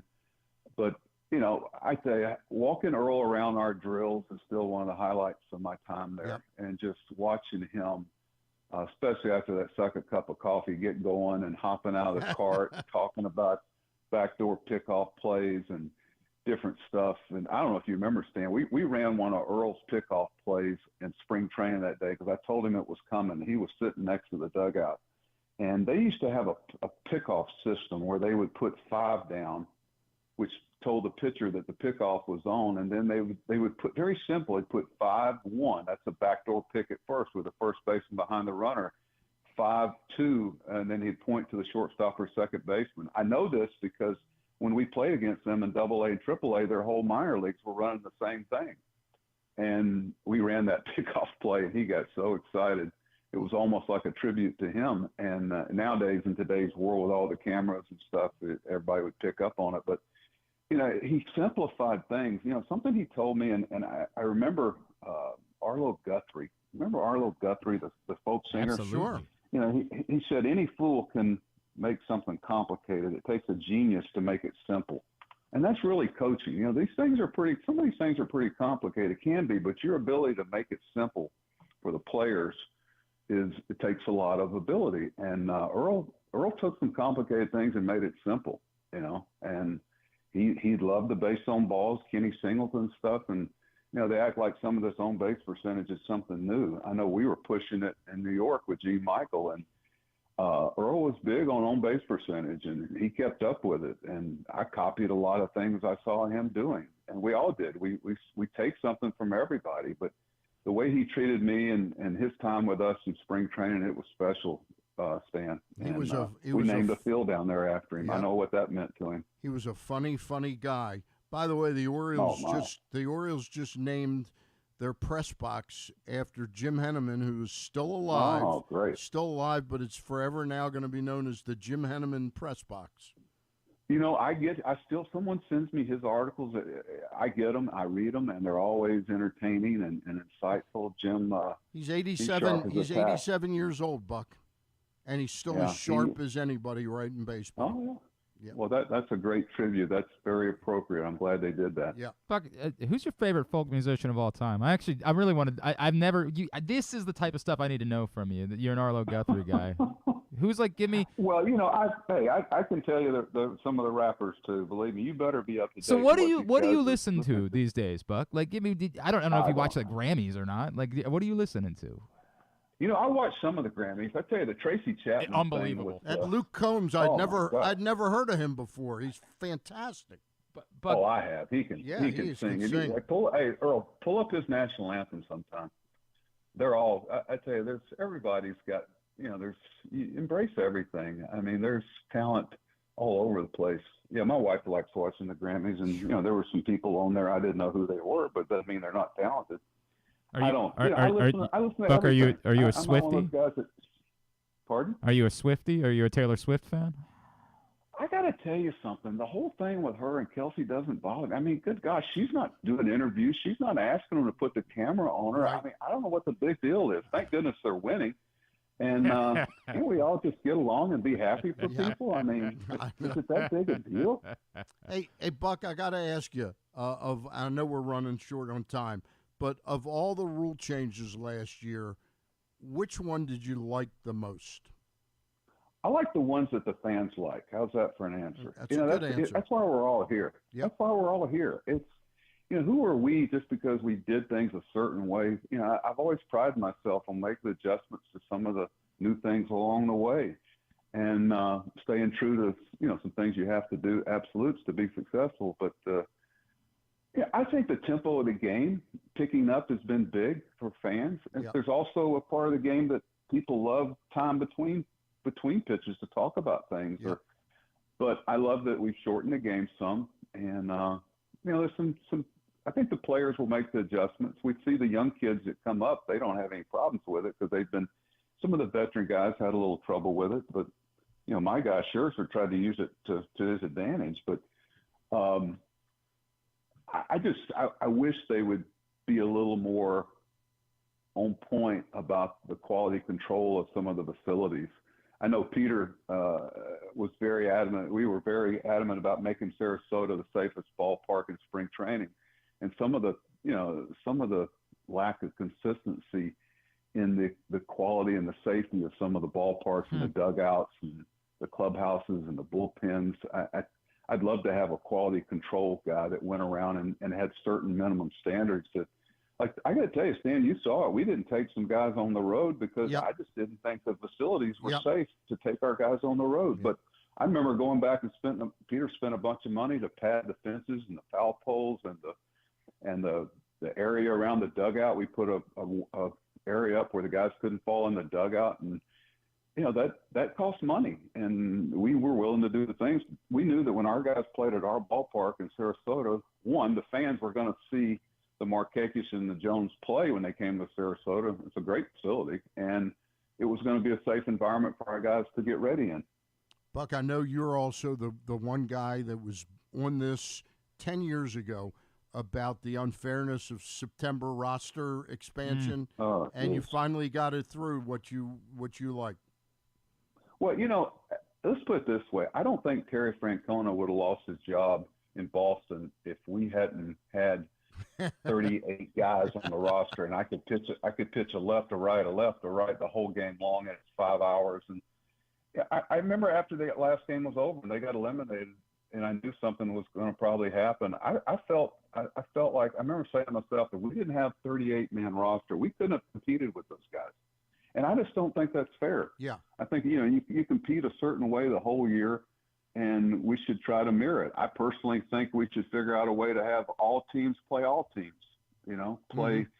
You play every team in baseball 3 times at home and 3 times on the road, and then at the end of the year, we have faced the same competition. Let's face it, the American League East people are facing a different competition than, say, the American League Central. Yep. And anybody that says that's not the case is just not being realistic.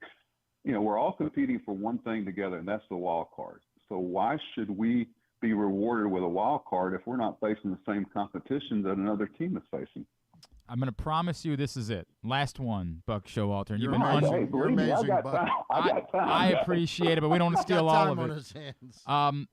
in the next print issue of Press Box that we're going to do, Stan and I and some of the other local writers here were asked if we would give our thoughts, not that it matters, but our thoughts of advice that we would offer to the new Orioles ownership about what matters here, what can allow you to be successful as the owner of the Baltimore Orioles. I wonder if there's any one thing that would jump out at you and say, this is important to lead the Baltimore Orioles, you should know this. I think you got to understand the fan base. There's such a pure love and deep-seated roots of people that it's been handed down from generation to generation, and just be sincere. Be and be open about it, and let the fans see that you care as much about them being good as they do, because nobody cares more about their team than Oriole fans, and they just want you to put a product on the field that they can trust. It's such a – when you buy a club, you're basically taking the trust of all those fans that venture down to Camden Yards. And when you're playing at midnight on the West Coast against Seattle Mariners, they're up there and going to be sleep-deprived the next day at work because it matters to them. As long as they know it really matters to you, you're going to be fine, because they will sniff out a phony there in a heartbeat. And it's like baseball. You're going to know everything there is to know about a player, a coach, and a manager over the course of the season. So just be yourself and be sincere. How's that? That was perfect, Buck. And I would say that night in Seattle was one of our favorite nights watching baseball up until all hours. We loved that night. I don't know about Stan. I don't know about you, but you slip in a nap here or there to make up for it. Right. At my age, yeah, I certainly do. Stan's actually a night owl, so he was good anyway. He was going to be up that night no matter what. Well, he's getting some sleep somewhere to get that energy he's got. Thank you, Buck. Hey, it's a long time. Please, again, tell Angela I said hello. All right? Well, we've got a little place up there. We might be around more. We're going to be. We would love that. We would love that. In fact, we're going to be in touch. We'd like to try to make an event happen if that's something that we could do. We'd love to do something with you if that's something that we could put on the table. Buck Showalter, it's always a thrill. Thank you for taking the time for us. Let's talk again real soon. I appreciate the kindness everybody's always shown me and my family. So God bless all of you. Take care. Boy, he is the best, isn't he? I know. God, everybody's gonna get sick of me saying somebody's the best. It's fallen into a trope, but he's pretty good. Jeez, Buck Showalter, and what an answer there at the end. A lot of times, I don't know. They know better than I do. They know what they're doing. Man, that was such a thoughtful answer about and it's a small thing, and it again, we're gonna be doing this in this next print issue. You can still get this best of issue. It's still available for a few more days. And then the new print issue. to the 21st. 21st. Yeah, we're coming out on the 21st with the new issue. So one of the things that we're doing in the new print issue is we're offering this advice to David Rubenstein and their group about things that matter. And Stan and I have talked privately this week about some of the things that we have included, and we didn't want it to just be groupthink. Go out and spend a bunch of money. We wanted to have more Those thoughtful. are the obvious, low-hanging fruit. Correct. Of like, go extend Gunnar, Jackson Holliday, Which, Corbin by the way, Burnes. Yes. Yes. But he doesn't need our advice. Go do that 100%. Right. But we wanted to have some more thoughtful answers about things that we also think matter. And, Stan presented one to me that I hadn't thought about at all, and I thought it was really interesting. I said one back to Stan. I was like, in a way that's kind of similar to something that I'm including in mine. And I think that Buck, it sounds simplistic, but I think it's very thoughtful, which is just that first statement that David Rubenstein put out saying we want to win the World Series. It guarantees nothing. Nothing. It's such a small thing, though, to say we will tie ourselves to that being the standard. Measure us against that being our priority. Not about... all due respect, I'm not trying to pile on John Angelos. No one wants to hear about the books. No one. You can't win that with a fan base. It's just impossible. It doesn't mean it's not true. It's just no one wants to hear it ever within a fan base. Other than the local writers. Yeah, they would like to see the books, 100%. But trying to argue for budget and You're arguing for yourself. No one else has any interest in hearing that whatsoever. It's not a win. You're right. So it still matters. It's still reality, and David Rubenstein's group will have to deal with it the same way the last group had to deal with it. All of these, as much as we want to believe that David Rubenstein would be up for just losing hundreds of millions of dollars in the name of winning, it's not going to quite be that. But we don't need to talk about that. You're not going to win that way. Buck Showalter, I want to trust. This fan base wants to trust in what it is that you're doing and the team that you're putting out there, that you have the best interest of the fan base in mind. Small thing, thoughtful answer. And referencing that night in Seattle, I appreciate that, right? Because Buck was at a game. He had to worry about winning the game that night. But undoubtedly, it meant something to him to hear all of the stories of Orioles fans. What they were doing 4 in the morning. Correct. We were all sitting around tweeting about the game until beyond the late hours of the night, until literally the early hours of the morning the next day. And you can clearly tell. We didn't bring it up. Buck brought it up. It's cool to me that he still has that type of feeling about that moment, which wasn't winning a championship. It wasn't a walk-off home run. It was just a fun night that Orioles fans shared together. And for him to reference that this is the group of people that we're talking about is, I think, a really cool thing. Yeah. I think it speaks to Buck, obviously. It shows he gets it. Yep, 100%. He gets what it's all about.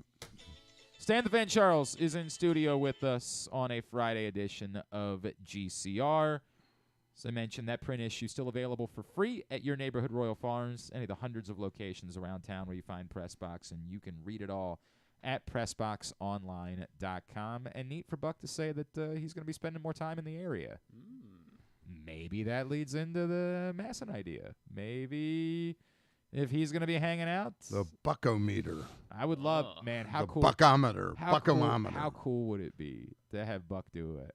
Just even a handful of games, right? Like talk even about embarrassment of riches in the booth as well. God. Like if they let him and Ben work games together, or him and Palmer work. Oh man. Oh, or him and Adam, right? I love the concept of him and Adam. Him and Adam would be a 10.5. Would be a 10.5. Now the problem might be you almost don't even want to watch the game. You just want to listen to those guys tell stories. Now it's funny. We haven't talked about this yesterday. Late last night, I was looking at MLB trade rumors. There's a story that's broken that apparently in this sale, there's the possibility that Major League Baseball would take away Masson owning the rights to the Nationals. I don't know if take away is the right way. I know what you're saying. Yeah. I think it was more try to come to an amicable. It would break it in part. What kind of agreement could we come up with? Yeah. I don't want to give away. One of my things with David Rubenstein is whatever Masson ultimately becomes, whatever that is, Baltimore-centric. And so in a way, to me, I think a lot of people around here would love the idea of the Nationals no longer being involved. Now, I don't know how that impacts the value of the Orioles and what they do to make this still goes back that there is a reason why this was part of it to begin with. And how do you make up for that? What does Major League Baseball do for the next ownership group to say, if you thought the value of the franchise was because you're also getting the Nationals TV rights, well, we got to deal with that, right? Like, is the franchise less valuable if the Nationals TV rights aren't a part of it? Some people have argued that the number that the Rubenstein Group is paying for the Orioles is low based on what their valuation was. Is that because part of the number was accepting that the Nationals TV rights might not be a part of this thing moving forward, and that's the reason why instead of it being north of $2 billion, which is what Forbes and a lot of other people had valued the Orioles at, the number only ended up being, I say 1.7. Only ended up being. I don't know, but it'd be interesting to see how that plays out. Look, it's been an issue. There's no doubt that it's been an issue, and baseball would like for it to go away, but how do you clean that up? It's interesting to me because years ago, and I'm pretty sure it was John Moog, told me that the Masson could not really be sold. In the breakdown, that was never the intent to give Peter an incredibly valuable property it was that they only, could sold. That this deal would only be if Peter owned because he was the one that was owner. No, it's not tied to Peter Okay. directly, and it may be that it couldn't be sold separate of the ball club. I may be confusing what I knew back then, but I never could confirm that.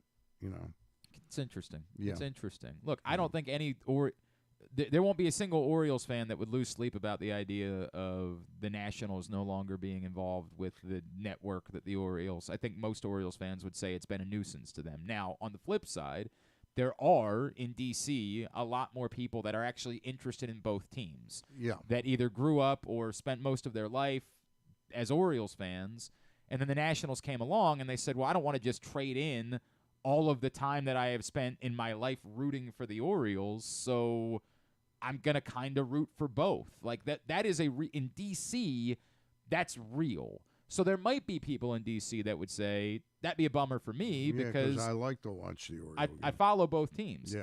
In Baltimore, none of that. In Baltimore, the Nationals thing has been largely a nuisance to Orioles fans. Years ago, the forced, 3-man booths, the split booths, which stunk, and they finally got rid of those. But, I want to watch a show about the Orioles. I don't want to watch a show about two baseball teams because I don't care about the other baseball team. It is irrelevant to me. The programming has not always been Orioles-centric. So it's weird. In Baltimore, that would be a thumbs up. In D.C., I don't know what the response would be. Obviously, the Nationals would be very happy about it. They would prefer it. We often forget that the purpose of the creation of Masson was to pay Peter for losing the market, taking a part of the market away from him. We're so far down the line from that now that I think perhaps it's time to just break it apart and let the Orioles, not the Orioles, sink or drown. Right. They're gonna be fine. The Orioles, I don't disagree with that at all.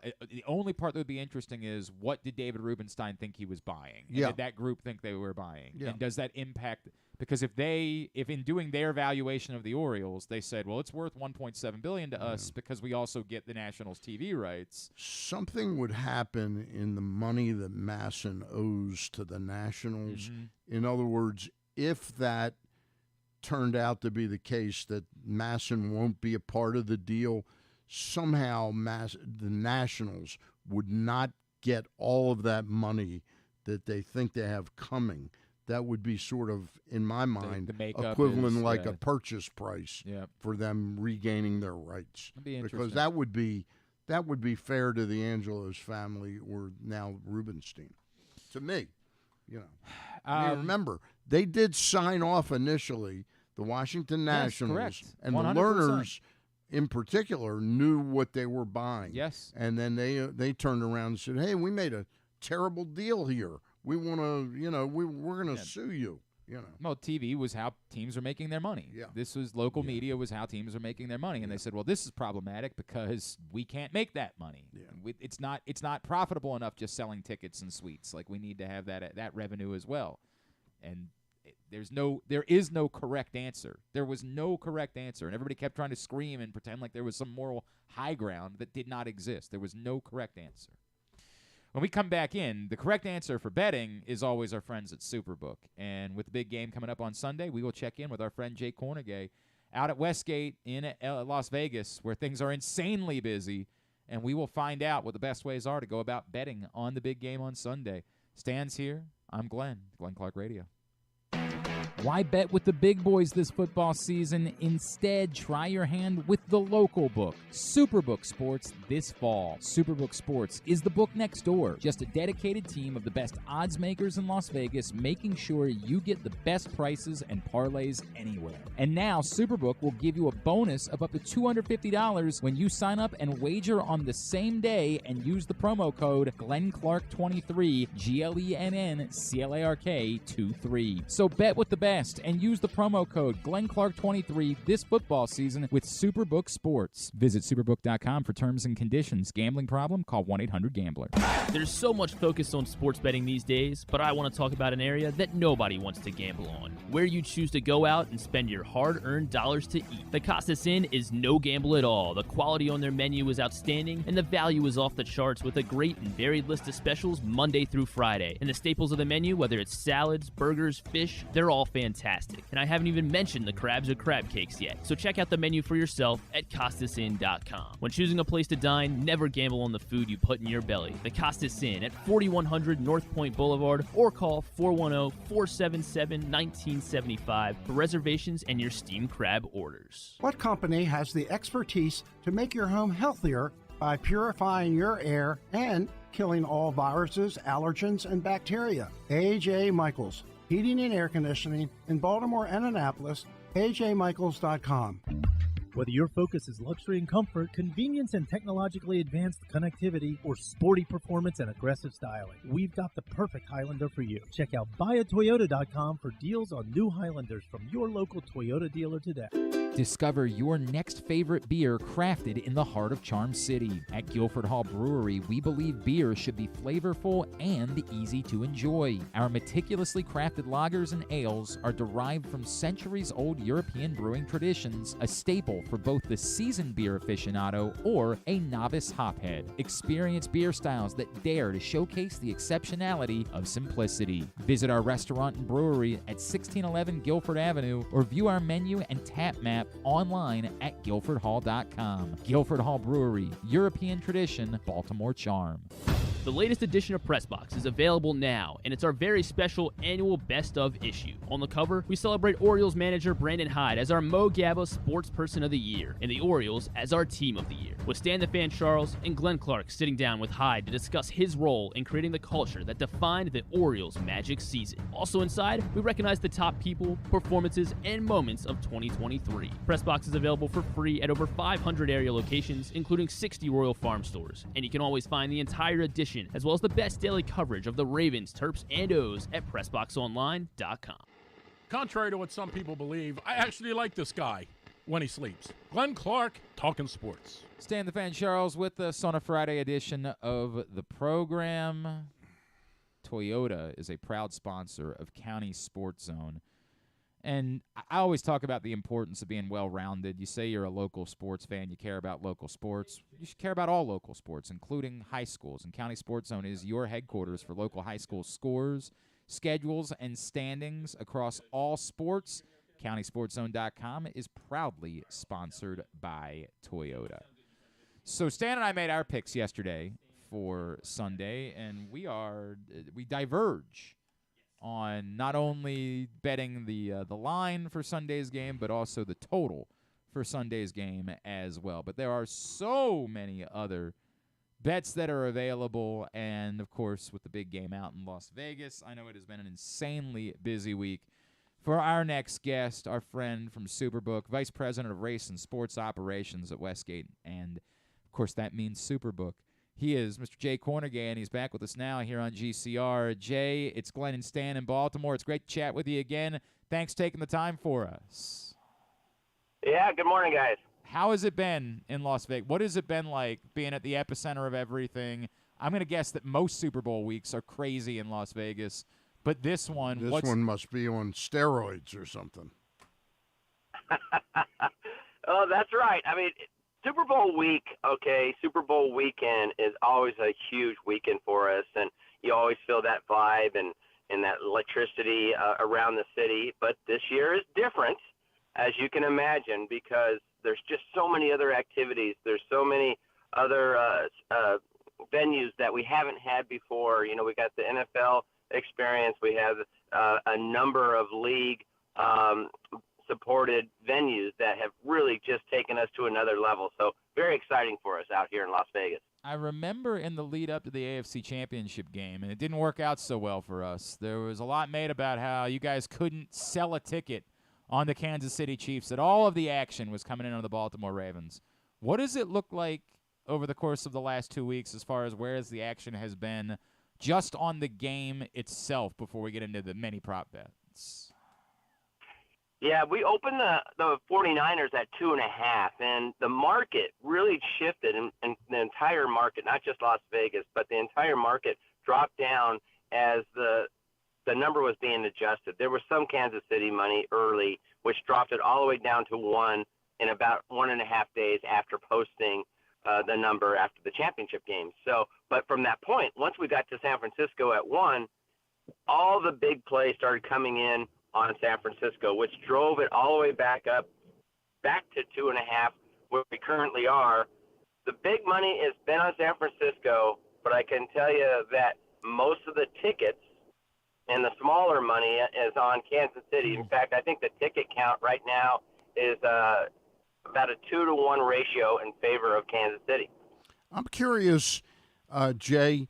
It struck me as very odd after they beat the Ravens in Baltimore that the Chiefs were the underdog in this game. Can you explain to me, other than San Francisco's got more big money, or is that the reason? Is there a football reason, really, that San Francisco is seen as the favorite in this game?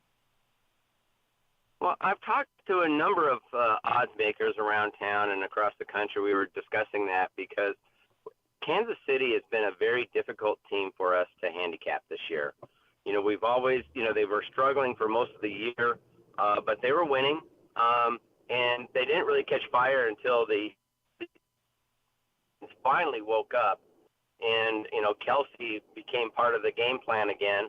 But it's the only way I can explain it to you is that our power rankings has San Francisco, even though their struggles, especially defensively, was still the top-rated team in our power rankings.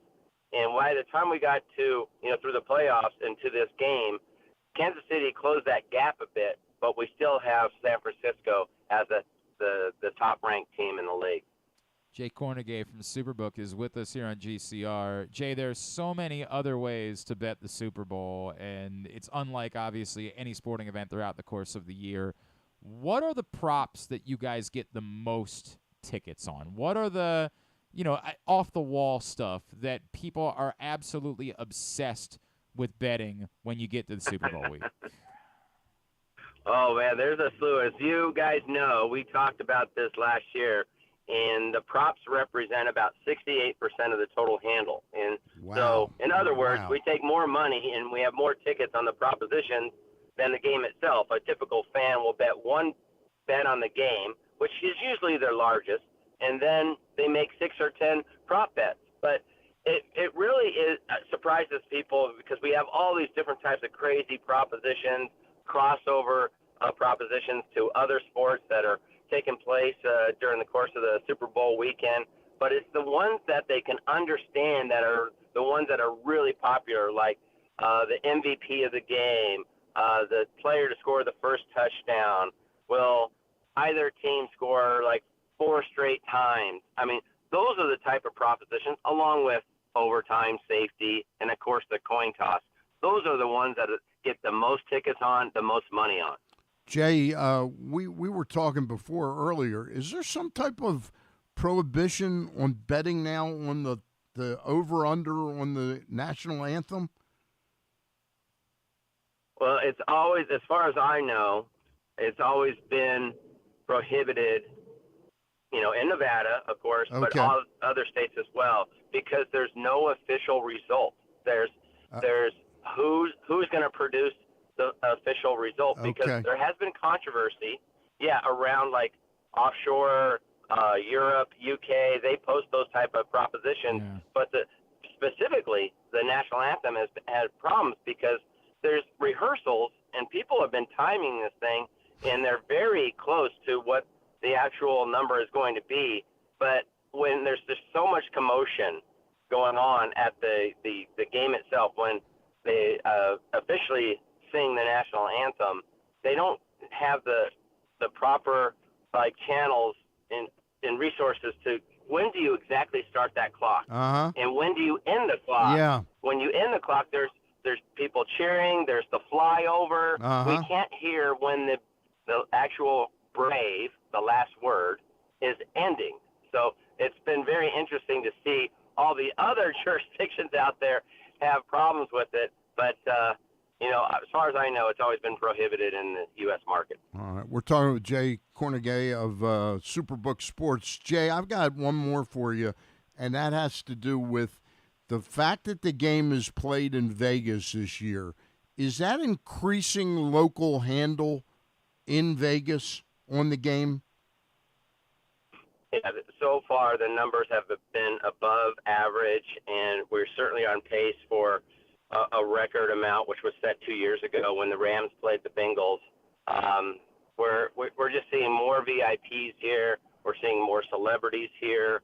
It just seems to be, since we're the host city, people are just, more excited to bet on the game. So we are expecting it to beat the record handle.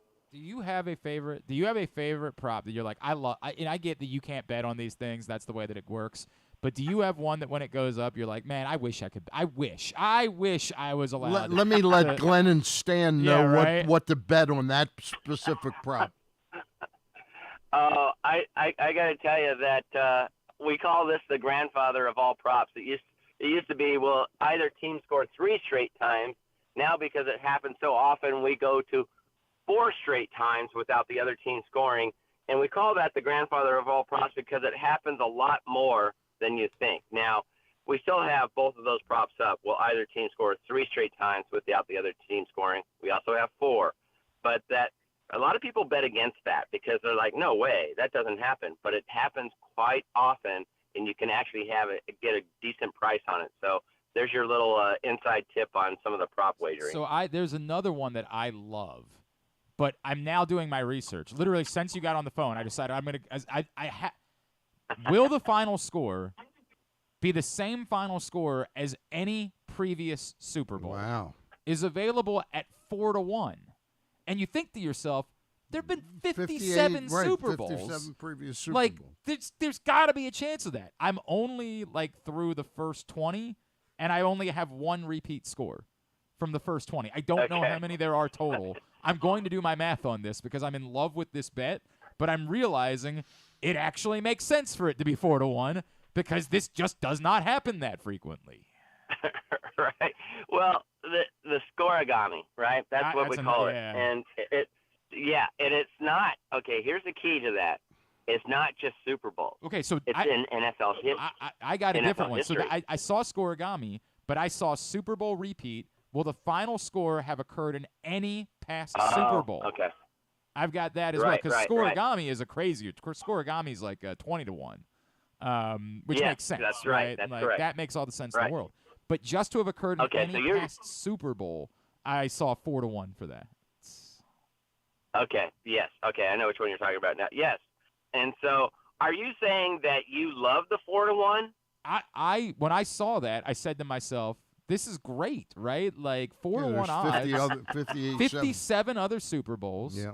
Like, there's only so many scores you can have in a football game. Let's be honest. It's the reason why scoregami is so crazy, right? Like, the likelihood of there being a bunch of missed extra points and a bunch of 2-point conversions or safeties or something like that is still slim. So, to me, I'm thinking there's almost got to be damn near even money that there's a chance of it being the same score as a Super Bowl. So I loved the idea of getting 4-1 action on that because in my brain, it felt like something that was more likely to happen with frequency.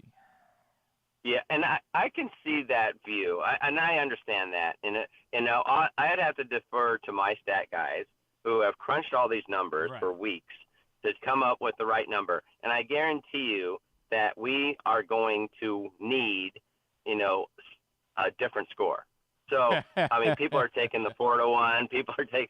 It'll probably by the time it kicks off, I wouldn't be surprised if that was 2-1 because I know that a lot of people are playing that side. I'm racing to get mine in right now. I'm doing it right now, Jay. Hey, Jay, I've got one last question for you. I know I said that before, but it seems to me, and again, I haven't looked at this, but in the old days, the Super Bowl used to be an awful lot of blowouts, and I don't know exactly what number it is. Is it over 14 points is a blowout?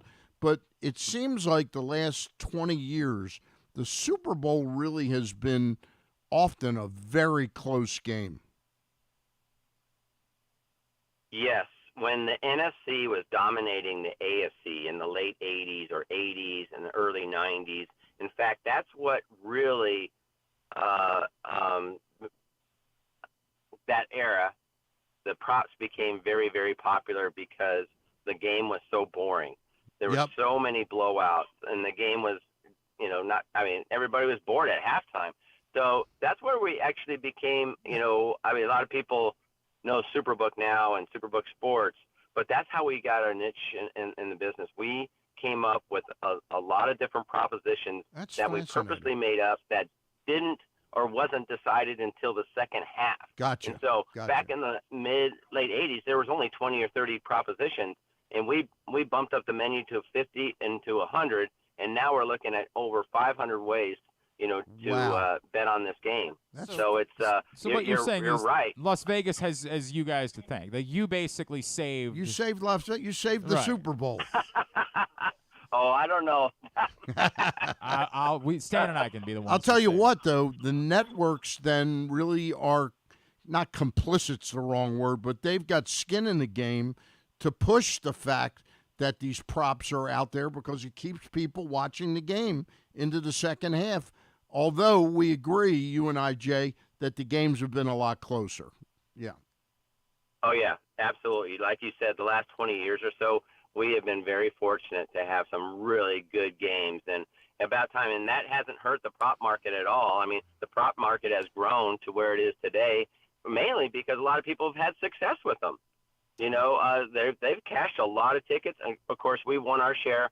But back in the day, like in the 80s, they were considered sucker bets. But now, if you're not betting the props, you're not betting the Super Bowl. That's fact. That's a fact. Jay Kornegay. It's Jay Kornegay on Twitter, correct? Yes, it is.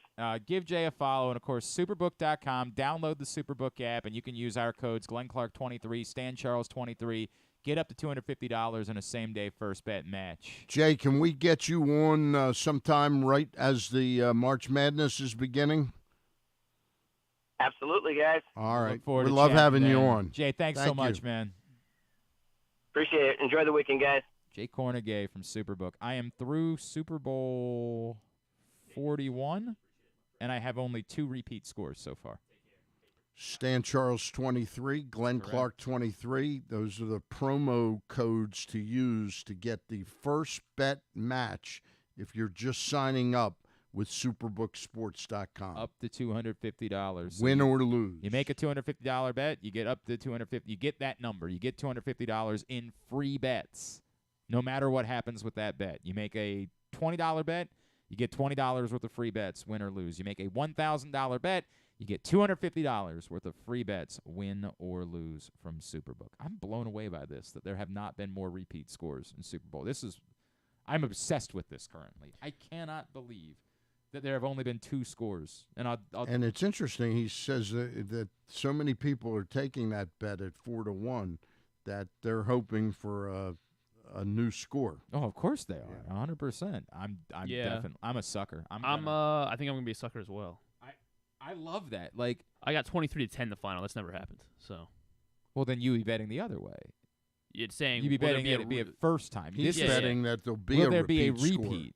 Score. Oh, and you're saying there will be. Will the final score have occurred in a past Super Bowl? Oh. Yes. Gotcha. Is the 4-1? Oh, okay. I don't know how I misread that. Which team, I'm just curious, do you think is going to be held to 10 points? Griff? The Niners. Niners. Yeah. I'm all in on the Chiefs defense. Okay. Yeah. I am so obsessed with this right now. But mostly the 13-point spread. So difference. you wouldn't want to make that bet because you'd only getting 5. Yeah, you'd be so going never the mind. other way. You'd So be never going mind. 1 I'm to not 5. betting this. Yeah, I'm you not wouldn't betting want this. that bet. I like the idea of it being like 24-7 or something, or something that's happened before. 24-17, 21-17, 31-17, 21-10, 24-20. These are all 20-17. These are all football scores. Yeah. Right? Like, most of the football scores have happened before in a Super Bowl. It would require, and I get it, we're in an era where teams down 14, they're going to go for 2, and that can screw things up. Like, I understand why we're more likely to get both a score that's never happened in a Super Bowl and even scoregami in this era of football than we were once upon a time when there were no 2-point conversions. Explain scoregami. Scoregami is a fun thing for football nerds. Scoregami is you on like Sundays you look around and the games are blowouts and you have nothing to root for. And what they Scoregami is this score has never happened before in any NFL game ever. And so How's their so Twitter, the possible? Twitter account. So you get like a game that's like 40-6, you know, and like it's just random enough. The numbers. So if you're betting Scoregami, you're betting on trying to have a game that's never Correct. So so it's fun because on Sunday, Scoregami will tweet out. It'll be like, so the Jaguars just scored. The score is, and they went for 2 and missed it. So it's 40-12 now. This game has a 80% chance of being Scoregami because 40-12 has never happened. Wow. Yeah. And everyone's like, yes. Have never. I'm trying to see what are some numbers. What are some final scores that are still even available for Scoregami? Yeah, I mean, because there's been like over 1,000. 99-4. They've got this. So 23 to 4 has never happened. There've only one time it appears has there ever been a final score of 4. I don't know what the game was, but there was a 10-4. Here we go. Racine Legion against the Chicago Cardinals in 1923. I was at that game. I thought you might be. Was a final score of as a matter of 10-4. fact, I was in midfield like Zelig. I Were flipped you? the coin. How about that? 8-7 has never happened. So imagine a defensive battle. Team's up 7-0 late. The other team scores in the final minute. They decide we want to go for it right now and try to end the game. 8-7 has never occurred before in the NFL. Neither has 39-6. That would be available for Scoregami. A lot of 11s are available. Some 12s are available. 22s. That'd be bad news for your 2-2 square. That's not going to work out so well. 32-15 has never occurred. 15. Well, they can't be a tie in the Super Bowl, so that won't work. 25-18. 15-14. Has that ever happened? 15-14 apparently has happened. Yeah, that sounds. 15-14 has happened 9 times. Oh yeah. Most recently, what 49ers Bears in 2017 was 15-14. Yeah, I think 44-12 is available. Lots of Scoregamis that are available. So you feel like there's some history set to be made. Sounds like a new addiction for me. You're going to be obsessed with Scoregami now, the way that you're obsessed with the grid. Now you're going to be all in on Scoregami. You can bet that at SuperBook. All right, let's get a tidbit. Tidbit is brought to you today by, this one's going to be brought to you by Goose Flights. We love Goose Flights. Available all over town. Cans available, of course, at not only our friends at the Green Turtle Sportsbook in Canton, the Bet Park Sportsbook, but also at Alonzo's in Roland Park on Cold Spring Lane. Also available in cans at your neighborhood Glory Days Grill, all of the Glory Days Grill locations in the state of Maryland.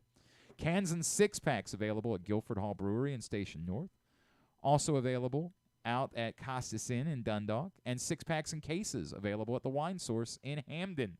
Find out more, PressBoxOnline.com/GooseFlights. Great beer. Would make a great addition to your party, whatever it is that you're doing on Sunday. If you're deciding where it is that you want to watch the game, maybe you get the Glory Days Grill and watch it there with them Goose Flights. But $1.98 from every can sold goes to the Goose Flights Foundation and what they're doing to continue Tony's vision and keep his legacy going, providing non-emergency medical transport for those in need. What you got? All right, I have a couple today because I've been putting off some of the Chiefs-related ones that I needed to use. All right, so Lamar, of course, did win the MVP. He became the second NFL player in history to win multiple MVPs before their age 27 season. Who does he join on that list? Mahomes. No. His second one was at 27. Yeah, it was 28. Yeah. Jim Brown. Jim Brown is sense. the correct that answer. makes a lot of sense. Jim Brown and Lamar Jackson. Lamar also he became By the way, second. of those 11, I just want to point out Jim Brown's the only one that wasn't a quarterback. Correct. That's how great he was. Lamar became the second athlete ever in American sports to win so he won the Heisman when he was 19 years old, and now he's a 2-time MVP before turning 27, or before his age 27 season. The only other player to win a National Player of the Year award in college, and then also win multiple MVP awards in their respective pro sports. Just so he's the first player to ever win it, Heisman and 2 MVPs ever. Yes. But or as a teenager to win the MVP, to win the Heisman as a Did any of the other? I don't think any of the other guys had won a Heisman. Favre, Johnny. Favre definitely didn't win a Heisman. Rodgers never won a Heisman. No. Yeah. Peyton did not. Yep. Okay, then I think you're right. I'm pretty sure that he's the only guy to have ever won a Heisman and 2 MVPs. The other player, right, to win their Player of the Year. Do you want to give you the sport? I mean, it required. Okay, I was gonna say if it was the what is the hockey or the Hobie Baker Award, there's zero chance. Imagine what it would be like if Lamar actually won the Super Bowl. Yeah, and it would then be great. The Heisman, yeah, right. The 2 MVPs, root for them. Probably win Super a Bowl third MVP. Super Bowl. Yeah. A basketball player that was named the Wooden Award winner, and then went on to win 2 MVPs. This unfortunately requires you to know who won the Wooden Award, and I don't know who won the. I don't remember anybody. He won it in 1967. Bill Walton? Not Bill Walton. I was gonna got the right school. Kareem Abdul-Jabbar. Kareem Abdul-Jabbar. Yeah. Yes. Yeah.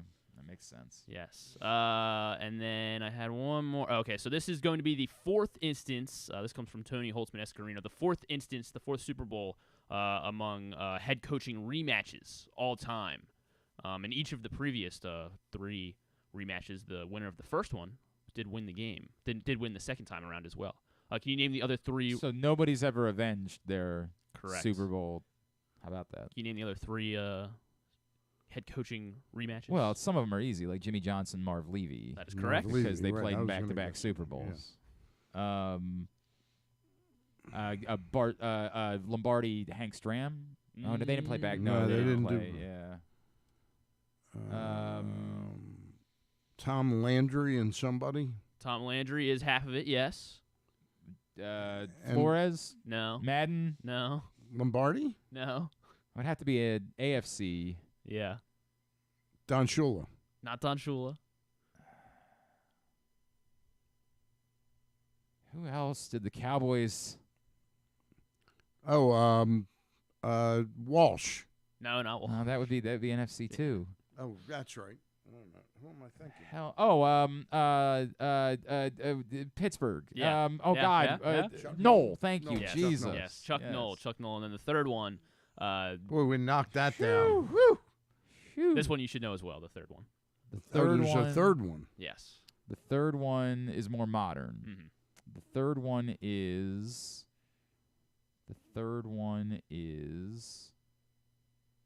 Belichick and oh God, who did he face multiple times? Oh, and Reed, right? Because they in Philly and Kansas City. No, that is yeah. Oh no, because that's right. That's right because he wasn't. Yeah, he. But it is Belichick and no, it was Brady. I'm thinking of Brady beat Andy Reid twice. The second time though was with the Buccaneers. It wasn't with the Piss. Coughlin. Yes. Oh, Tom right, of Coughlin. course. Tom Coughlin. Tom yes, Coughlin took Belichick down twice. So Andy Reid now looking to take down Kyle Shanahan twice in the Super Bowl. Yeah. And this was the best one I found from Jay Kuda about a week ago. The Chiefs are 19-1 in the last 5 years when playing under waxing crescent moon conditions. Well. Of course, Sunday night. Waxing crescent moon. Well, it's over. It's over. Sorry, Stan. Got bad news about your 49ers bet. Never bet against a waxing crescent moon. Damn it. All right, and then Andy Reid, he is now the 7th coach in NFL history to coach for 25 seasons. Can you name the other 6? 7th? Yes, the other 6. Coached 25 seasons. Don Shula is one of them. Don Shula is on the list. Tom Landry. Tom Landry also on the list. Chuck Noll. Not Chuck Noll. Really? Only 23 for George Hallis. George Hallis. No George. Sorry, George Hallis. Number 1 on the list. Yeah. Okay. 40 years coaching. So we've got 3 of them. How about Joe Gibbs didn't do 25 years. No Joe Gibbs. What about Joe Gibbs Lombardi? 16. No, not 25 years. Boy, you have to last a long time. You really do. What about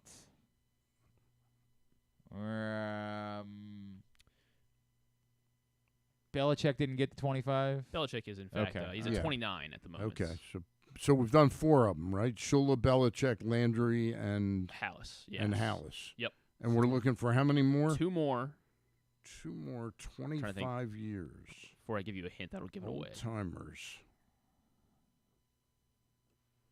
This is actually fascinating. This is a fascinating question. I don't think Marv Levy was that long. No. He was not. No. Man. And they can be with multiple teams. Yeah. Correct, yeah. Parcells wasn't, right? Not Parcells. God. Vince Lombardi- Schottenheimer? No, not Schottenheimer. Vince Lombardi only coached 10 seasons. It has a head Is it coach. really? Yeah.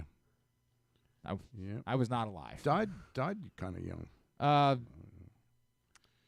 George Seifert. No. Bill Walsh. No. Dick Vermeil. No. Just throwing out Yeah, names. yeah. It's all Shanahan. The two remaining. Jimmy Johnson. No, that you haven't named. They both have stadiums named after them. Oh, Curly Lambeau. Paul Brown. Paul Brown. Those are the two. Those are the other two on this list. There you go. Very good. Very good. Here's what's coming up this weekend, totally tubular-wise. Can't go over everything, but some of the highlights for the weekend. Nothing really tonight. Tomorrow, Maryland Hoops, if you still care, they're at What Ohio time State. is that? 4 o'clock tomorrow on And- Fox Sports 1. And what time is the Maryland lacrosse game tomorrow? Tomorrow, that's at noon. Yeah, That's at noon. You're not gonna be watching Maryland because you'll be watching Stevenson men's ice hockey. Oh, right. Gunnar going for Griffin's the got that at 3 UCAC o'clock tomorrow. title. Yeah. Tomorrow, yes, Maryland takes on Loyola in lacrosse. Good one. Noon. Unfortunately, only on Big Ten Network Plus, just in that time of the year where lacrosse can't get the TV windows because basketball's got all of them. CBS Sports Network, Navy, Army. Women 11 a.m., men at 1:30. ESPN Plus tomorrow, Hofstra Navy lacrosse at noon. Vermont UMBC hoops at 1. Colgate Loyola hoops at 5, and Johns Hopkins Georgetown lacrosse tomorrow at noon on Flow Sports. Also, Towson lacrosse hosts Mount St. Mary's tomorrow at 4 on Flow Sports as well. On Sunday, Maryland Illinois women at 3, and then obviously the Super Bowl, which is on both CBS and Nickelodeon at 6:30. yeah. So you got that going for you. see, if which you- Any one do I props want? on the Yeah. Puppy Bowl? You know, I would love to be able to bet the Puppy Bowl. My kids love watching the Puppy Bowl. We'll definitely spend some. I got to do the radio show on Sunday until 4. But when I get home, we'll watch a Yeah, little the bit St. of Puppy Bowl. Bernard. When it Yeah, goes you to think the it's Puppy that? Bowl, Well, yeah. it's a team. It's a team competition. It's not a singular dog. It's like team. I believe He's it's gonna Team go rogue Rough and- versus I thought it was Team like Fluff. The Kennel Club. No. It's a team competition. They put all new teams on the field for every quarter. time I do Big Puppy Bowl guy over here. Big. I mean, fan. yeah, I was too, like 10 years ago. Love but- Jane no, will be Puppy watching Bowl's the Puppy awesome. Bowl. It's awesome. Tremendous television. All right, Stan the Fan, appreciate you as always, sir. Thank what? you. Oh, non-sports. Yeah, go Greatest Super Bowl commercials countdown tonight Sure. on CBS at 8 ahead. o'clock. Sure. Jalen Brunson's going to be on Fallon tonight as well. 'cause- There's another new Saturday Night Live this weekend, isn't there? No. Oh no. not When's this Shane Saturday. Gillis then? It's the 2 following weeks. week. Oh, okay. Yeah, I think All we right. got 2 weeks off here. All right. Yeah, that's pretty much it. Tracker. This is going to be the commercial you're going to see. It's premiering right after the Super Bowl. That's on right, on CBS. after the Super Bowl. Tracker. I can't Yeah. wait to watch that. Really? What is it? Yeah. So Just- it's a new series But on like, CBS. but what's So the guy Justin Hart- tracks killers and kidnappers. Yeah, he's a He's tracker. a tracker. okay? It's you know what? I think it's the Kyle Ottenheimer story. It might be. That might be what Kyle's up to these days. And who's in it? Justin Hartley. Who's that? I have He's no been in idea. stuff. He's been in He's stuff. Mrs. He's been Hartley's in son. This is what they're putting on after the Super Bowl? Yeah. Or you can switch over to HBO Curb, new episode of Curb, of Oh, course. Yeah. that's what I will do. 100%. And this is the last. I love that HBO doesn't give an F. They've done this forever. They will put shows on no matter what they're up against. They just don't care. And is this the last What's at 10, so- performance or just last NFL game for Jim Nance? No, this is Jim Nance is not leaving. I thought he was He leaving. He left college basketball, but he's not leaving the Oh, NFL. I thought he was. No, just college basketball is what he he bailed on that. Never mind. But the only big broadcasting thing is Greg Olson being replaced by Tom Brady. Oh, yeah. That's the only big. Really, Fox. Yeah, Fox is. They pulled the plug on. Greg Olson was great. It was just the plan was always Tom Brady. Yeah. So he was just the fill-in, and then it turns out he was really good. So where's he gonna go? That's like the big story in the broadcasting world is Greg Olson. I think is still under contract with Fox, but like might be able to get out of it if they don't give him a game him role or yeah. something like that. So He's Thursday very Night good. Football. He's very he's good. outstanding in that role. Be Appreciate interesting you. to see. Be interesting to see how Brady does. as- Yep. Okay. If he's willing to do the work, obviously he's got the mind for football. If he's willing to do the work that it requires in order to be really good at, that's the the internal Tony Romo problem. Hoping to Romo's add something. That's what he said, right? Appreciate you. At See Stan you the Fan guys. on Twitter, of course. Every Monday, he, Ross, and Luke talking baseball. Check him out there. Don't forget the Bat Around tomorrow morning at noon. Paul and Ryan will be with you, and Rita and I are with you on Sunday from 1 to 4 over on 105.7 The Fan. Thanks today to Buck Showalter. Thanks to Jay Kornegay. We'll get all of it up in the greatest hits section of the Oh, my God. It's so good. tab at glennclarkradio.com. Monday, we'll figure out on Monday. Thanks to everybody at PressBox, all of our great sponsors and partners, including Live Casino and Hotel, Mother's North Grill, A.J. Michaels, Guilford Hall Brewery, Royal Farms, Costa Sin, Superbook Sports, Glory Days Grill, your local Toyota dealer, buyatoyota.com. Thanks to Griffin at Griffin_Bass. Follow us, Twitter, Instagram, and TikTok at Glenn Clark Radio. Have a great weekend. Go local hoops teams. Go local lacrosse teams. Duke sucks.